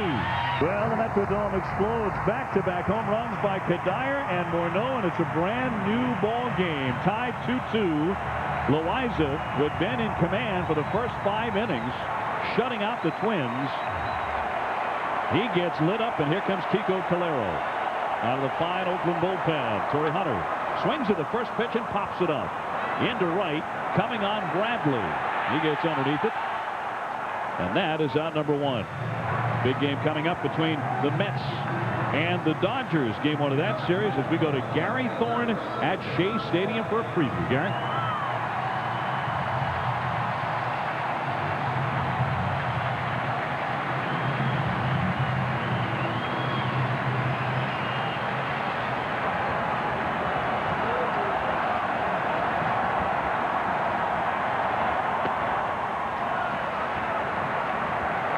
Gary, thank you very much. Looking forward to the call of that one. Here is Rondell White. He is 0 for 2 today. Bases empty, 1 away, 2-2 tie in the 6th. He swings and flies that one to shallow left center. Coming in Peyton and Kotze, and the center fielder Kotze puts it away. Hey, the home run by Morneau moments ago, the second in a row off of Loaiza. Certainly worth another look. Well, it's an inside breaking ball, and he does not get it far enough inside. It still catches part of the plate. Justin Morneau keeps his hands inside the ball and hits a monstrous home run. Again, Loaiza's been effective because he's been off the plate. That time, he didn't get it off far enough. You know, it's almost like the manager, Ken Maka of the Oakland A's, saw something coming because Calero was up and throwing when Loaiza went out to take the mound. 98 pitches. The last one winds up in the upper deck. Well, and remember, the Twins in the first 5 innings had 3 different opportunities where they had runners at first and second, and they were unable to score. So, although Loaiza did throw a very good ball game, he was in trouble 3 of the 5 innings. Jason Tyner 0 for 2. The former Met takes one off the outside corner. He's grounded out twice. And yesterday's star on the hill, Barry Zito, just a spectator today after a sensational outing. Not duplicated by Loaiza today, although for the first 5 innings it looked like it would be. Well, he was able to make a pitch when he needed to make a pitch, and that's why Loaiza was effective. But like I said, you know, he was in trouble 3 out of the 5 innings. This place can get loud. Yeah, it can. The 2-1. That missed. 3 balls and a strike on Tyner. I mean, all the ballparks that are open this time of year, there's some excitement in them. But I'm telling you, this place is like an old barn when there's nobody in it. It's gray, it's dark. I mean, it's flat out ugly. But you put the right horses in that barn, you pack this place, it gets exciting.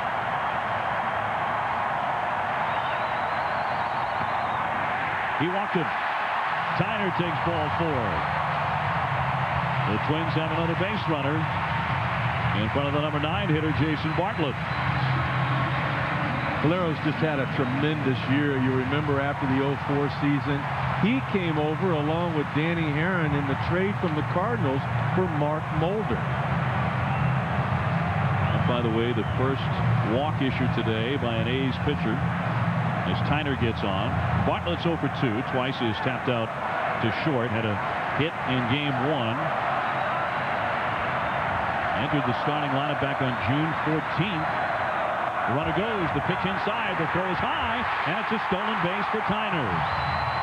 It's exactly why Ron Gardenhire wanted him in at the bottom of the order, hitting in that 8th spot today, Eric. Well, he can run, and obviously the Twins have the momentum right now, so it's one of those things where you just keep trying to pour it on. See, Tyner wastes no time. He gets right down there, steals that bag, gets into scoring position. Now, again, the Twins have yet to have a hit with runners in scoring position, still looking for that first hit. Bartlett hit .309 in his last 99 games as the everyday shortstop. Goes the other way, loops that one toward right, but foul off the end of the bat. So Tyner will head on back to second. Minnesota came into this home half of the 6th inning down 2-0. 2 home runs have tied it. You mentioned the numbers with men in scoring position. The Twins have been dismal. But they've always home runs have tied it here. Since the home run from Frank Thomas, been trying to catch up in game 1. Now they've got an opportunity to get a hit to take the lead. There's less pressure in that situation. Bartlett with a big-time momentum swing in the series on his bat here. He takes a strike.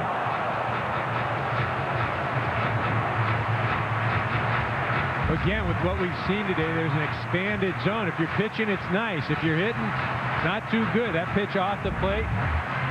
Kendall pulls it back. Kerwin Danley gives him the call. Tyner at second. 2 out. Fouled away as Bartlett fights it off. Activity again in the Oakland Athletics bullpen. You get the left-hander up, and that's just out of respect for Joe Mauer, the left-handed hitter from Minnesota, who's a long ways away. But with Kennedy, former starting pitcher, you give him a little bit more time to get it right.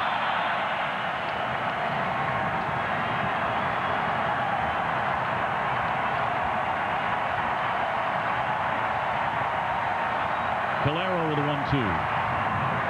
Missed it. This was awfully close as we check out K-zone. This did not miss by a whole lot. No, and this makes it tough for a hitter. This pitch may be a tad bit high, but it looks like it's a much better pitch than the one that Kerwin Danley called previously, and that makes it difficult for the hitter and the pitcher because there is not any consistency. Bartlett trying to untie it. Swing and a miss. He got it. Bartlett strikes out. And that'll do it for the Twins. But they get 2 to tie, and they do it with big flies in the Metrodome.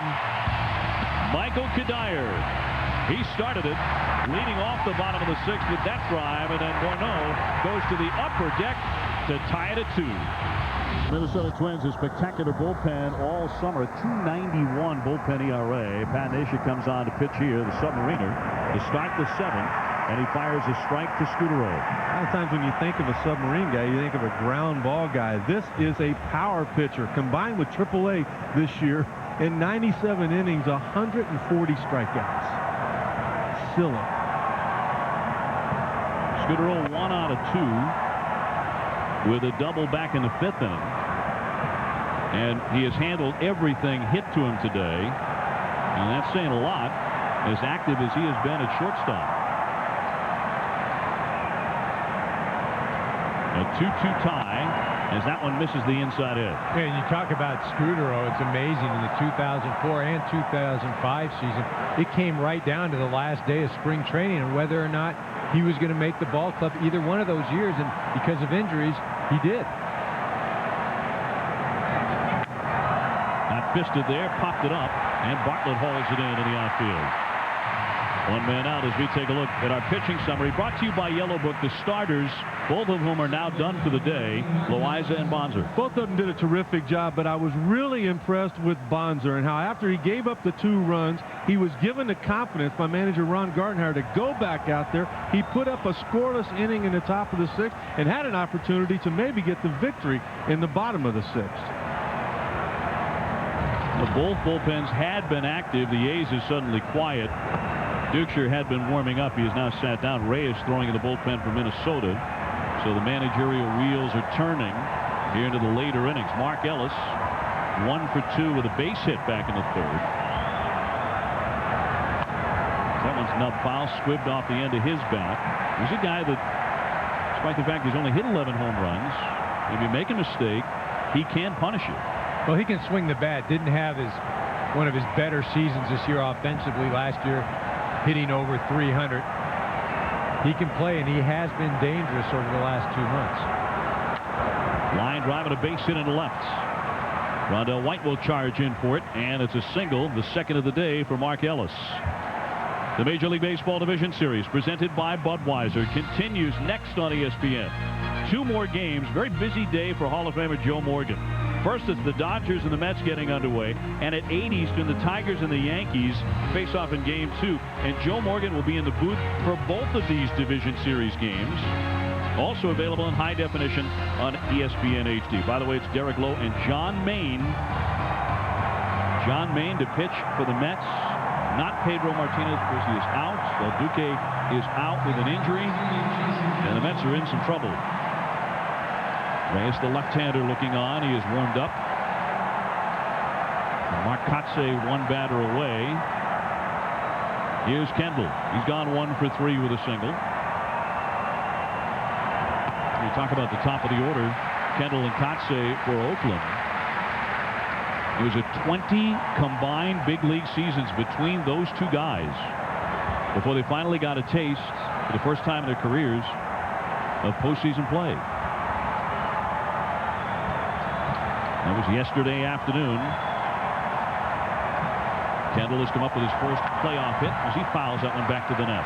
Well, and you think about it, as a young player, if you're able to go to the postseason your first or second year, you think, hey, that's just part of the process, and you don't really take advantage of absorbing everything and taking in the whole atmosphere. And you know, these guys have waited a long time. Jason Kendall, Mark Kotze, and they're absolutely relishing this opportunity right now. Ellis at first, 1 out. Fought off the end of the bat by Kendall. Think about both of those guys with over 1,000 regular season games, not getting to the postseason. How about Hall of Famer Ernie Banks? 2,528 regular season games and never had this opportunity. That was not his fault. And yet Derek Jeter wakes up every day, the first day of spring training, his entire Major League career, thinking, well, I'm playing through the end of October. Yeah, well, his schedule goes through the end of October. 5 hits for Jeter yesterday as it's fouled away by Kendall. You know what? He should make more money than most of the other players in the game, because when you think about it, he has to play in every home game in spring training because the Yankee fans expect it. And then, of course, he's going to play 155 during the regular season. He's going to play in the All-Star game. And then he's going to play through the month of October. I don't know how he does it. I don't know. The guy's overworked. I mean, I don't know how he does it. And it would be terrible to be Derek Jeter. Popped up, foul ground, first base side. Morneau, does he have room over near the camera? Well, he does not. And Joe Torre was talking about it after the Yankee win last night. He said it's just something in the air that brings out the best in Jeter at this time. The Division Series, 376. Well, you got to be looking at the American League MVP. I don't think there's any question about that. In the past, you know, we've known about the intangibles, what he does as far as being the captain and the leadership, but look at the tangibles that he put up this year with those numbers. Kendall ready again, and it's inside. Kotze waiting patiently on deck. Kendall tried to take that off that left elbow. One of the all-time leaders being hit by a pitch, 209. All-time leader there being Craig Biggio. He tried to let that one catch that armor on the left elbow. Is that a race you want to win?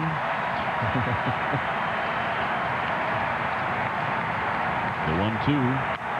Ground ball to Bartlett. He feeds Castillo. That's one. The turn on the first, not in time. So no twin killing by Minnesota as Kendall becomes the runner at first base, and Castillo a little bit shaken up around the bag. Well, these Oakland A's, they play the game right. They play the game hard. And Mark Ellis going in hard to second base to prevent the Twins from turning a double play. He does his job. You can see this ball hit right to Bartlett. He gets the feed over there, but you see Mark Ellis coming in hard, going right into second base. He prevents the Twins from turning a double play. Well, the Twins will make a pitching change here. Reyes, the left-hander, will be brought on to face Kotsay as Castillo continues to recover. We're still tied 2-2 in game 2.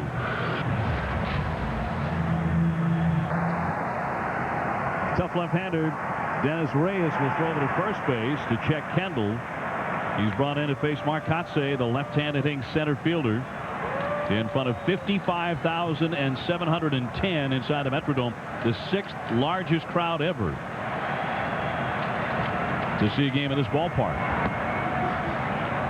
Kotsay on the day is 0 for 3. He's also hit into a double play, but he had a wicked shot up the first base line. It looked like it was certainly going to be an extra base hit, but Morneau reached out, snagged it, made a fantastic stab, and turned it into a double play. Kotsay fired his helmet down in frustration. So he takes the ball outside. Well, all year long, these have been 2 of the top pitching teams in all of the American League and 2 of the top defensive teams. They really go hand in hand. Look at the numbers here. That is not a mistake. That ERA of 0.89 on the year with 66 appearances. Kotsay swings and misses. Well, and that ERA is the lowest in Major League history of any pitcher with over 50 innings pitched. I mean, Reyes has had an unbelievable year, and Mark Kotsay, he's faced Reyes, has not had a lot of success. 1 for 8. He's got his work cut out right now. Kendall with a short lead. That's outside. Look at the turnaround in Reyes from 2005 to 2006. Put this into perspective. You mentioned the lowest ERA in Major League Baseball with 50 innings or more. Well, you think back when, to begin with, they tried him as a starting pitcher. I mean, they finally found his role, and also the way Gardenhire has handled it. The 3-1. Line shot center field coming on Hunter. That's going to drop down. He dives and misses it. It's going to bounce and roll all the way to the warning track and up against the wall. The run will score. Kendall is in. Here comes Kotsay rounding third. The throw home won't get him. Mark Kotsay comes all the way in and inside the Parker. A stunning development here in Minnesota. Hunter, the Gold Glover, took a chance and missed, and perhaps a critical mistake today. Well, as loud as this place can get, the only voice I just heard was yours, O.B. Here, Torrey Hunter makes a critical mistake with 2 outs. The last thing you want to do is play the ball into a double. He thinks he can catch the ball. He's made many great plays. Here, he just misjudges it, gets by him. This could prove to be very detrimental for this ball club. Mark Kotsay either thought for sure that was going to drop in for a base hit or it was going to be caught. This one scooped up by Morneau at first base. Bradley retired. Mark Kotsay, gassed but happy. An inside the park 2-run homer, 4-2. Mark Kotsay winded but delighted after an inside the park 2-run homer as Luis Castillo steps in here in the home half of the 7th inning. Kotsay is still looking for enough oxygen out there in center field in the Metrodome. Castillo bluffs a bunt, takes a strike. You know, he was telling us last night that he's a little under the weather. There's 6 or 7 of the Oakland A's that have had a cold the last couple of days, so that'll make it even that much more difficult. Difficult to score is what has just gotten on the mound for Oakland. Justin Duchscherer, 2.91 ERA, part of their tremendous pen. But some breathing room for Duchscherer and Oakland, up 4-2.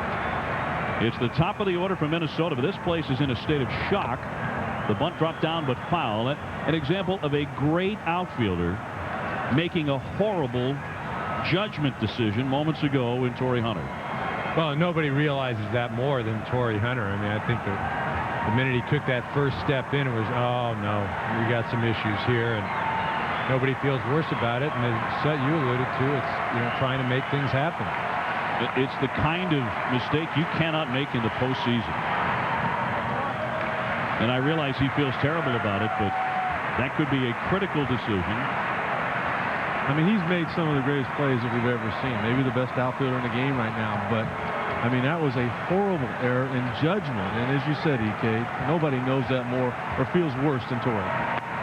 In there for a strike, Castillo hopping mad as he's caught looking for the third time today.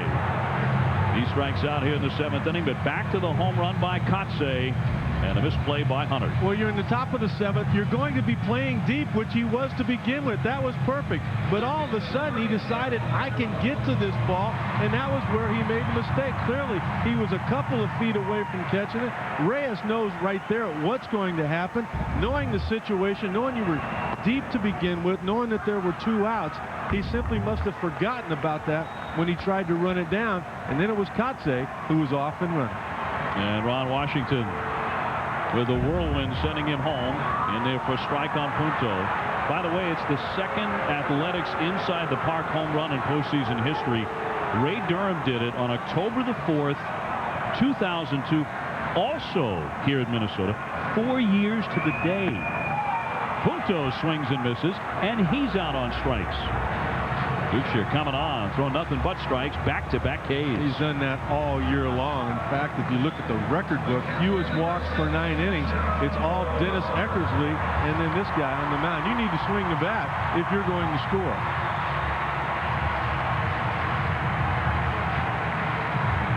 Mets and Dodgers coming your way as Joe Mauer steps in inside a very quiet Metrodome. He is 1 for 3 with a single. Twins have been a comeback team all season. They came back from 12.5 games out back on May 27th to win their 4th division title in 5 years. Came back hitting home runs in this one as it's rocketed foul just off that line down into the corner by Mauer. Back-to-back home runs by Kadire and Morneau in the 6th inning. And this from a Twins team that doesn't hit many home runs. In fact, only the Royals and the Pirates hit fewer in 2006. But again, what's happened with the Twins, they get some momentum, they get things going, and then boom, the A's take it right back, and the Twins haven't been able to sustain anything. Just got a piece of that one to hang in there. Even after those 2 home runs where they tied the ball game, they had an opportunity to go ahead. Bartley was at the plate. They were unable to cash in, and then the A's come right back, and again, that's been the problem this series so far. Rincon, the right-hander, has warmed up 3 different times already today down the left field line. They better get him in the game if they intend to use him, as that one has bounced to the plate. 1-2 to Mauer.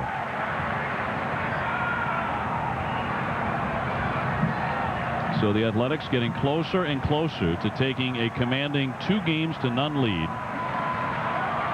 And look at Rene Lachman, the old manager there. I mean, he's blown bubbles, relaxing over his notebook, kicking back. That is a loose outfit. Scudero has been perfect all day as he guns Mauer down at first base.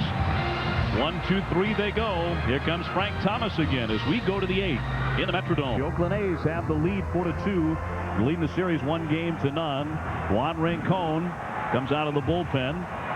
The right-hander from Venezuela will take on Thomas, Chavez, and then Payton here in the 8th. You look at all of those appearances and an ERA under 3. That is a dominating season. The big hurt today is walked, doubled, and grounded out. He is 1 for 2. His hit in the 4th inning. Although no one able to score him then, the A's scored twice in the 5th inning on 3 hits, including a pair of doubles. And then twice more in the 7th inning in stunning fashion as it's in there for a strike. 0-2 on Thomas. A 2-run inside the park home run off the bat of Mark Kotsay, who was conceding all he was going to get on the play was a base hit, dropping in front of that man, Torrey Hunter.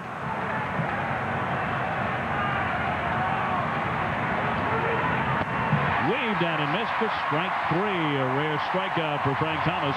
As we look, Carl Ravitch now in the studio for SportsCenter 30 at 30 update. Hi, Dave. Thank you very much. Buck Showalter out as manager of the Texas Rangers. It appears as if bench coach Don Wakamatsu might be a likely candidate to replace him. Showalter, according to GM John Daniels, worked hard both on and off the field, but they're looking for a fresh perspective. A fresh start, John Maine. He gets the nod in Game 1 for the New York Mets. The rookie, 6-5 this year. El Duque out with a torn calf muscle. That game starts at 4 o'clock Eastern Time right here on ESPN. Carl, thank you. Looking forward to that. Eric Chavez trying to get off the schneid here. He is so far hitless in this series, 0 for 7. And 1 for his last 29 in his last 2 playoff series. That's a strike. Okay, you talked about it, though. Physically, he's not at 100%, but it doesn't show on defense, does it? No, not at all. I mean, made a great play earlier in the game. Joe Mauer hit a ball, what looked like going into left field with runners on first and second. Rincon with a 1-1. Foul on the play to the left. And regardless of what he can do physically, his presence in the lineup allows Frank Thomas to see some pitches. You know, regardless of what he does, it's still Eric Chavez. He has the ability and the history of being a very productive offensive player. Well, he did drive in 101 runs last year before Big Frank came on board in Oakland. The 1-2. He chased it. Strike 3. Back-to-back strikeouts by Rincon as we check out Game Track and how we got to this point. The A's scoring a couple of times in the 5th inning on the strength of 3 hits, doubles by Swisher and Scudero, the single by Kendall. But Kadire and Morneau went back-to-back. Morneau into the upper deck as the Minnesota Twins came back to tie it. And of course, the inside the park home run, the bad judgment play by Torrey Hunter, Kotze all the way around to score the 2nd run on that play. I'm still shocked that Torrey Hunter ever thought he had a chance to make a play on that. You know, the whole point in this series, OB, coming into play, these two teams were so close. And everything that they did, it was going to be a mistake one way or the other that would be the difference. All of the mistakes thus far has been made by Minnesota. They had 2 physical errors yesterday. That was more of a mental error there on the part of Torrey Hunter. Line foul off to the right side by Jay Payton, who's gone 2 for 3. He's had a good day at the plate. A couple of singles.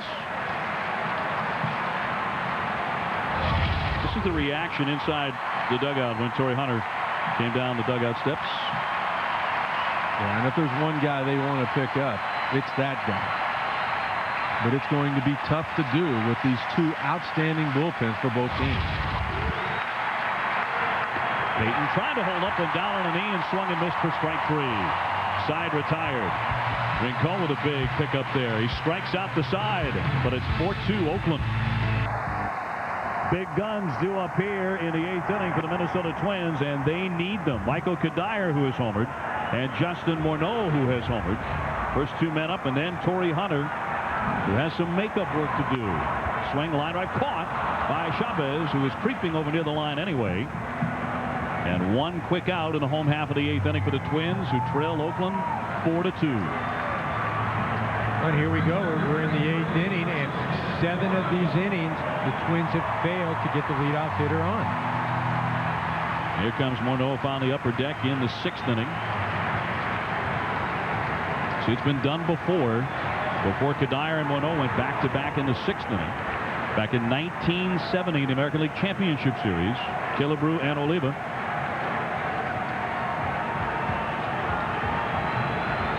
Morneau with 2 hits today. He's also singled.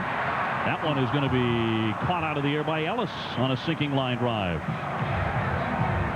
So no big thunder here in the 8th inning by those 2. Tommy says, watch the postseason on ESPN. It's your duty, Judy. As you see the dejected faces of the Minnesota Twins, maybe sensing their fate here. Still time to do something about it. Hunter swings at the first pitch and pops that one foul off to the right near the bullpen. Bradley with a long run, won't get to it. Oakland never gave up the lead yesterday, and even though Minnesota came back and tied the ball game today, they did not get the lead, and that's really been the key to success for road teams when they come to Minnesota. Only 6 come from behind wins here at the Metrodome all year long. That's the fewest in all of baseball.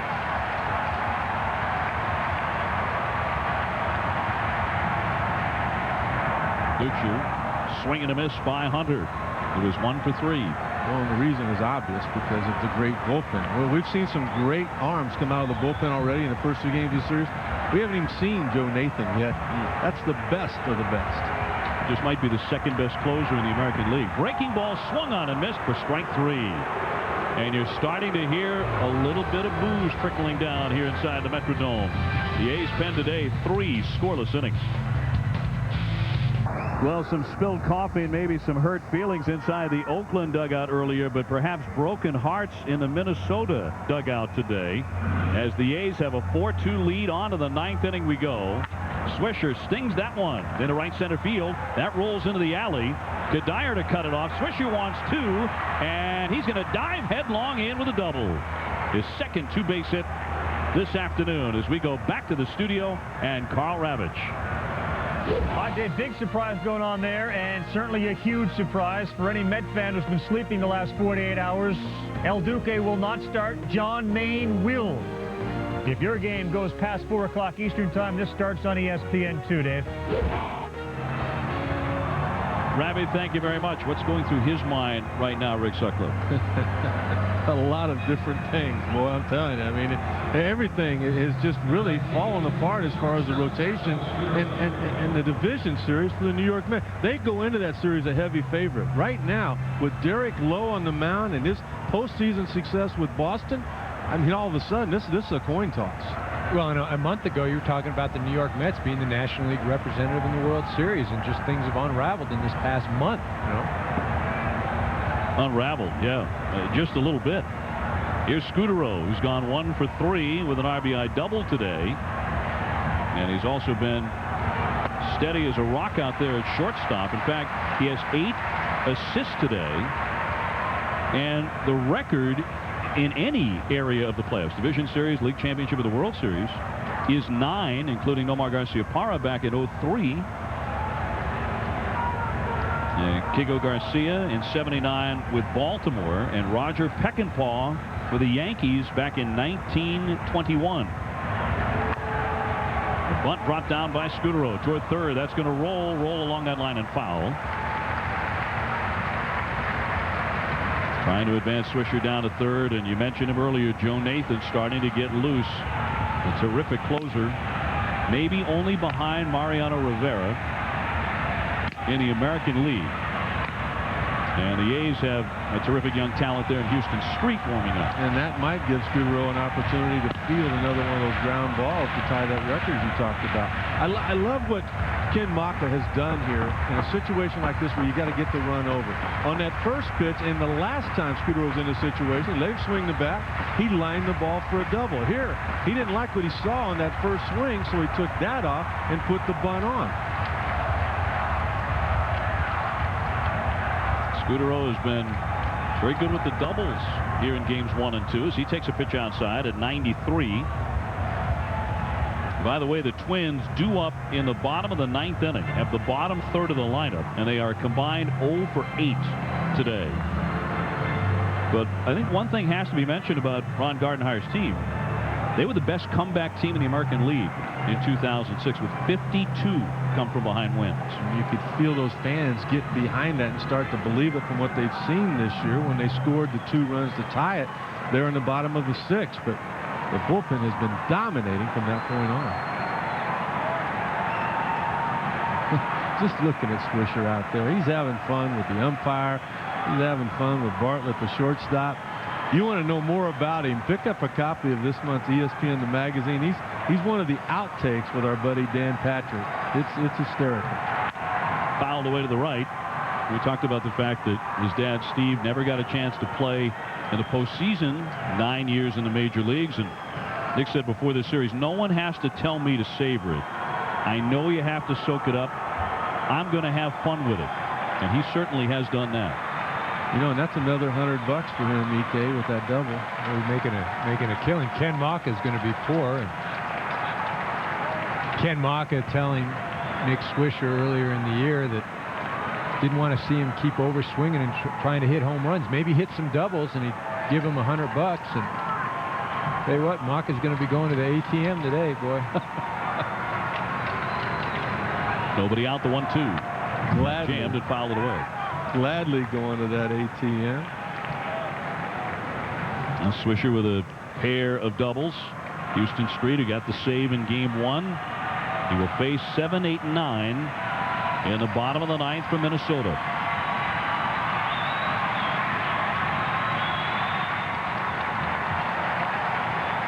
Scudero with an RBI double in game 1. Has another one here today in game 2 and fouls it away.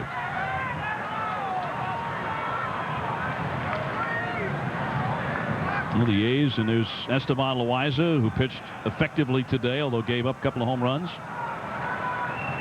A vastly different feel inside their dugout than on the other side.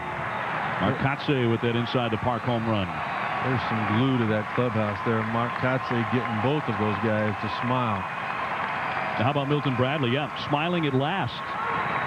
Talk about markedly different from his countenance the midpoint of the game, when he got into it with Gerald Perry, the hitting instructor for the A's. Well, and I think Esteban Loaiza, the way he handled situations earlier, getting the coffee spilled on him, going out there struggling a bit, breaking things up with Bradley and Perry. You can't speak enough about what Loaiza did out on the mound and in the dugout today for these Oakland A's. Yeah, he could have exploded after getting that coffee accidentally spilled on him. Now time asked for by Mauer, and he'll consult with Rincon. Well, coming up next on ESPN, it's the Major League Baseball Division Series presented by Budweiser. The Dodgers facing the Mets in Game 1 of that series from Shea Stadium. Now, if that starts after the top of the hour, that game will begin on ESPN 2. You know, Ken Maka was talking about that clubhouse and how there's people that are completely different. The one thing he said, though, was when Eric Chavez talked, everybody listened. The 2-2 served to the right side, and there's Castillo to gobble it up and throw on to get him, but Scudero able to advance that runner, giving himself up to get Swisher down to third. Well, Scudero's just had a tremendous ball game today. I mean, he's played flawlessly in the field. He got the big hit to put the A's on the board. He's given himself up here in this situation with 2 strikes. And you just can't say enough about what he's done. Nathan will be coming on here for Minnesota. They'll make the change immediately. Here with 1 out in the 9th inning. We're back in a moment. All right, Ravi, back inside here in the Metrodome. Mark Ellis taking a strike. Joe Nathan coming on, the closer for the Twins, with the infield in and a runner at third. You can't have a better year than that. In fact, over the last couple of years, no one in baseball with more saves than Nathan other than Mariano Rivera and Trevor Hoffman. Trying to keep that man, Nick Swisher, 90 feet from home plate. Tried to hold up. Looked like he went. It was actually foul tipped into the mitt for a strike off the bat of Ellis. 0-2. He had to figure Maka in the back of his mind was hoping to get an opportunity to maybe put on the suicide squeeze. Now with the count 0-2, you're not able to do that. Nathan just overpowering. He's got that big breaking ball, throws hard. That huge presence on the mound as well with his height. Infield leaning in for the Twins. That one skips by Mauer. Here comes the runner. Swisher trying to score. He will standing up. 5-2 Oakland. The A's grab another one here in the 9th inning. And everything seems to be slipping away from Minnesota in the Dome. Well, and the Twins, just anytime they don't do something right, it seems to cost them. And having the hitter down 0-2 after throwing 2 breaking balls, he holds on to this one just a bit too long, and Mauer never really having a chance. And again, just so difficult for the Twins to get anything going. A wild pitch there that ate up Mauer, but remember, it was Scudero giving himself up to get Swisher down to third, enabling him to come on in on the wild pitch. 2 doubles for Swisher, 2 runs scored, and $200 bills coming from his manager.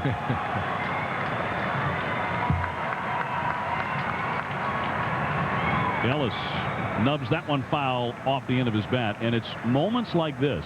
When we talk about the Metrodome, it can be the loudest place on earth. Right now, it's like a tomb. Well, it's scary quiet. I mean, it is absolutely quiet. And what's frustrating for the Twins, it'd be one thing if the A's are belting the ball all over the plate, but they've made mistakes. They've enabled the A's to capitalize. The 2-2 got jammed, fought it off. That one got a piece of his hand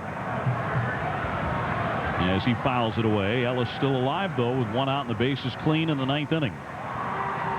That ball almost looked like it hit him. I mean, you know, he just swung right through it, and the thing looks like it just hit him.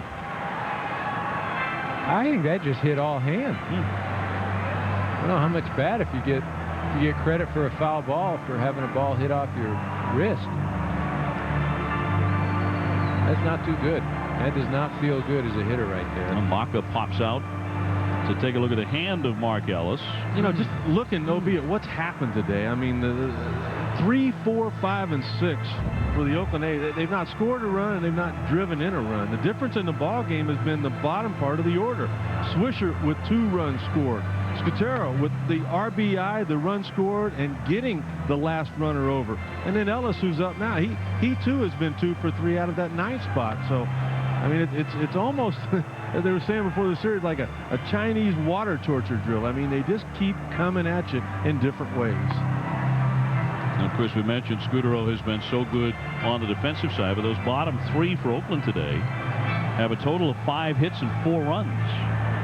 And Ellis has been right in the middle of that, 2 for 3 with a run scored. Well, I think that's representative of this Oakland A's ball club. There isn't one person that you can focus on. Obviously, Frank Thomas has the numbers, but they can beat you in so many different ways. And there's a hero, a different hero, every single game. Marco Scutero has a chance to break a Major League postseason record for assists as a shortstop in the bottom half of the 9th inning here. In there for a strike, and Ellis will take a seat. He was already walking toward that dugout as the pitch was barely into the mid of Mauer for 2 down.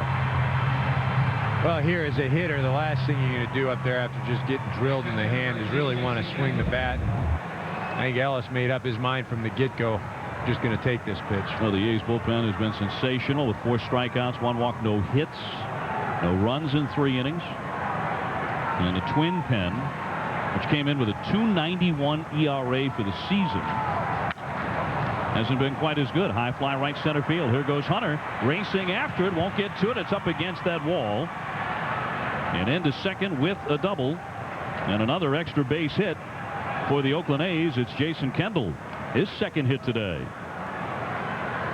And they've had a slew of doubles here in game 2. Well, Jason Kendall, usually known for taking a lot of pitches, especially that first pitch, comes up there swinging, gets a fastball out over the plate, and hits it about as far as he can hit it. 1 home run on the season, but he gets down to second base and another runner in scoring position for these A's. Well, and I think, too, as we looked at those numbers on the bullpen for Oakland, I think it was Ken Maka having Calero ready to go. He went as far as he could with the starter, Loaiza, but after the 2 home runs, he was up and ready. He came in, and they have done nothing, that being Minnesota, since then. 5 doubles, by the way, for the A's, as Katse went after it and missed it for a strike. But it was his at-bat in the 7th inning they're going to be talking about if the A's hang on and win this one. Now we've got the Dodgers and the Mets, game number 1 of that division series from Shea Stadium, starting on ESPN 2. That's in about 1 minute. Katse swings, pops that one up. Foul off third. Punto chasing toward the bullpen, reaches up and he made a play. He's done it again. That's the 2nd day in a row. Outstanding play down that left field line. And that retires the side. The A's grab another run, however. Will this be enough to lift Minnesota heading to the bottom of the 9th? Inside the Metrodome, the Twins fans had better believe in magic. They're down 5-2 to the A's. Oakland on the edge of taking a huge 2-0 lead as we go to the bottom half of the 9th inning. One reminder, the Mets and the Dodgers getting underway right now on ESPN 2 at Shea Stadium in New York. Rick Sutcliffe, Dave O'Brien, Eric Karros, and Aaron Andrews with you from the Metrodome. New second baseman now for Oakland. One of 2 changes. That is D'Angelo Jimenez. And on the hill is Houston Street. Well, general manager Billy Beane of the Oakland A's has made a lot of great decisions, this being one of the better ones. Back in June of 04, he was the #1 draft pick. By the year 05, he was established as a closer for the Oakland A's. Just outstanding when you look at the numbers for the 23-year-old right-hander. Not many opportunities for this big crowd of 55,710, the 6th largest ever in the Metrodome, to make noise. They're trying to do it now. Here's Rondell White. He takes a strike. Rondell on the day 0 for 3. Now the Twins are trying to avoid losing their 7th straight postseason game at the Metrodome. A little bit too high. 1 ball and 1 strike. And that's really amazing when you consider the home field advantage it would appear the Twins would have with the crowd here and as loud as it can get. To be on the verge of losing 7 straight. High pop-up, short right near the line. Here's Bradley creeping over. He one-hands it for the out. 1 away in the bottom of the 9th inning. And Frank Thomas, who's had a big hand in this series so far, not quite as loud today as he was yesterday. Double and a walk today, but 3 for 4, 2 homers in Game 1. Enjoying the sights in the Metrodome.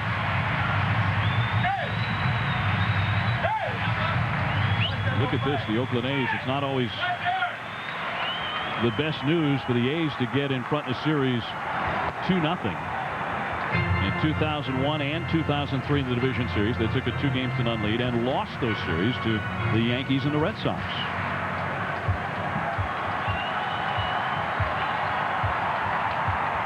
Hoping things will be different this time around. A big swing and a miss by Tyner, who's gone 0 for 2 today.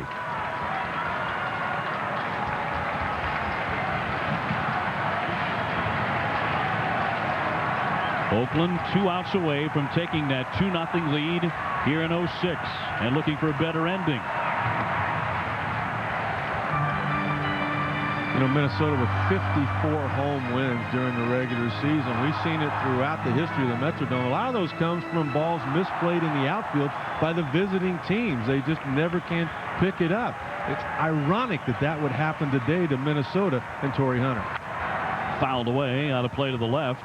I'm going to be fascinated to hear Torrey's explanation if he really thought he had a chance, because it was not close on the dive on a Kotsay line drive. I think he thinks he has a chance on every ball hit, to his credit, but that was a mental mistake because of the point that we were at in the game with the 2 outs and the runner at first. His talent hurt him because he thinks he can get to everything.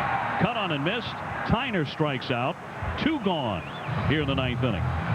Well, again, what makes it particularly difficult for these Minnesota Twins if they do go down 2-0 is the fact that it was their inability to make plays. And you see Houston Street throwing this pitch out of the zone, getting Jason Tyner to swing to go after it, using Tyner's aggressiveness against him. And as I said, with the Twins, it's even more demoralizing because they'll feel like they gave this game away. In there for a strike on Jason Bartlett. He is 0 for 3. The strikeout of Tyner moments ago by Houston Street, the 5th strikeout by the Oakland bullpen today. They've been spectacular. Trying to make it 4 scoreless innings to close out the game after Loaiza left after going 5+. That's outside.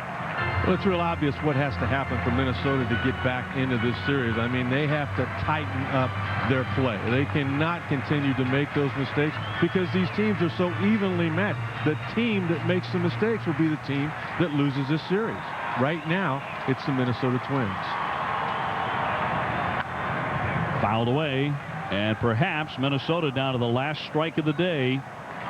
The Twins in their postseason history have never won a game when trailing after 8 innings. They are 0-26.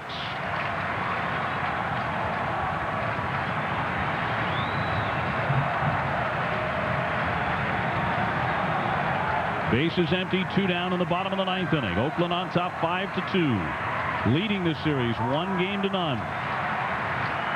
Getting ready to head back to Northern California for Game 3 as Street delivers just a little bit outside. 93 with the Swiftie. Let's check out K-Zone here. Take a look, too, at that late movement as it tries to come back to catch the corner. Kendall trying to bring it in there. And he misses. He does not miss by much. Street thinking strikeout. The 2-2. Loop toward right. Along the line. That's going to drop down for a base hit. Bartlett is on. And the Twins are still kicking here in the 9th inning. As Jason Bartlett singles. Again, this is something where the Minnesota Twins have been unable to get runners on when they lead off an inning. And here, another time, 2 outs, they get a guy down to first base. And this is where they've struggled throughout the series. These guys have to get on the bottom, the top, so the middle of the lineup can come up with guys on base. Well, it's the top of the order now, and Luis Castillo 1 for 4. We talked about the bottom of the order for Oakland and the success that they've had today. That's the first hit. That's 1 for 11 in the bottom 3 for Minnesota today. Bartlett on at first, and that's outside. It's been a rough day at the plate despite the base hit for Castillo. He has struck out 3 times, and all 3 times caught looking.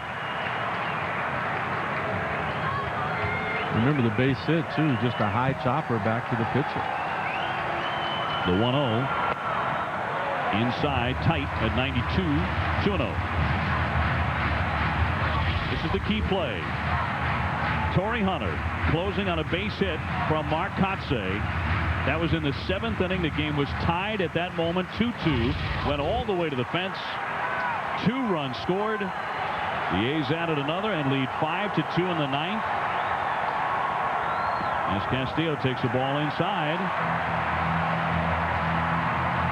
They count 3-0. The Oakland Athletics up 1-0. Their pitching has been superb in games 1 and 2 in the Metrodome. Well, Castillo having a very good at-bat. Look for him to take the next 2 pitches. Well, they haven't all given up here in Minnesota. On the corner for a strike. Seeing some of the rally caps for the Twins fans. But certainly an air of desperation inside the Metrodome.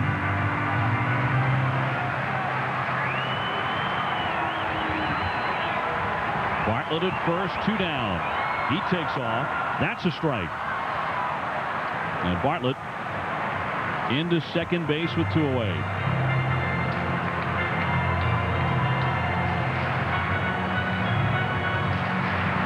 Again, Castillo having struck out 3 times, just looking to put the ball in play and at least force Oakland to make a defensive play. You don't want to put it in the umpire's hands as well. Got to swing here if it's a strike. Too high for ball 4. So with 2 down, Castillo is on as he trundles off to first base. First and second. And Nick Punto due up for the Twins. And Kurt Young, the pitching coach of the Oakland Athletics, will visit the mound. Well, and as a hitter, Punto realizes that if he does hit a home run, sure, it's a tie ball game. But he has to understand what his abilities are and who is hitting behind him. And just as Luis Castillo just wanted to get down to first, that's what the approach Nick Punto needs. And you know that's what pitching coach Kurt Young is out there talking about. Joe Mauer's name will have come up in that conversation somewhere. Punto with an infield hit today. I'll tell you what, he's done it defensively with 2 spectacular plays in essentially the same spot. This was game 1 as that leg got tied up in the netting of that protective screen, and then just a few moments ago, different jersey, same play. Well, he's got that route down perfect. Gets right over there, makes a nice play. Let's see what he does at the bat with 2 down in the 9th and down 3. He takes the ball. This is the 4th time now during this ball game where the Minnesota Twins have had runners on first and second with 2 outs. 3 previous trips unable to score. Punto has never hit a 2-run homer, has never hit a 3-run homer in his career. That's a strike. 2 men on, 2 men out. 5-2 Oakland. Minnesota 0 for 13 in this series with runners in scoring position. 0 for 4 today.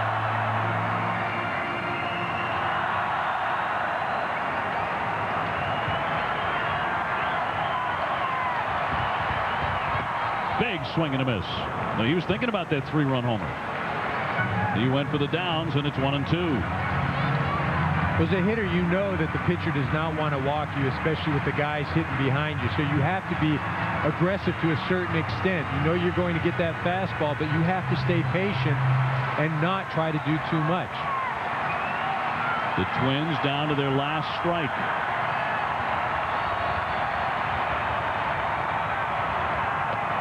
Up and away. All even, 2-2 on Punto. Joe Mauer, the American League batting champion, waiting on deck. Can Punto get the game to Mauer? Bartlett and Castillo leading away, and the pitch. Downstairs for ball. 3-2. Now the runners will get a head start with 2 away. Tell you what, there were a lot of people that left when in the top of the 9th, Oakland was able to score another run. We see a ball 4 here. They're going to feel pretty stupid out there in their cars.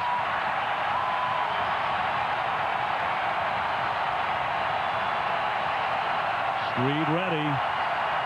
The runners go, and it's popped up. Shallow left. Scudero backing out.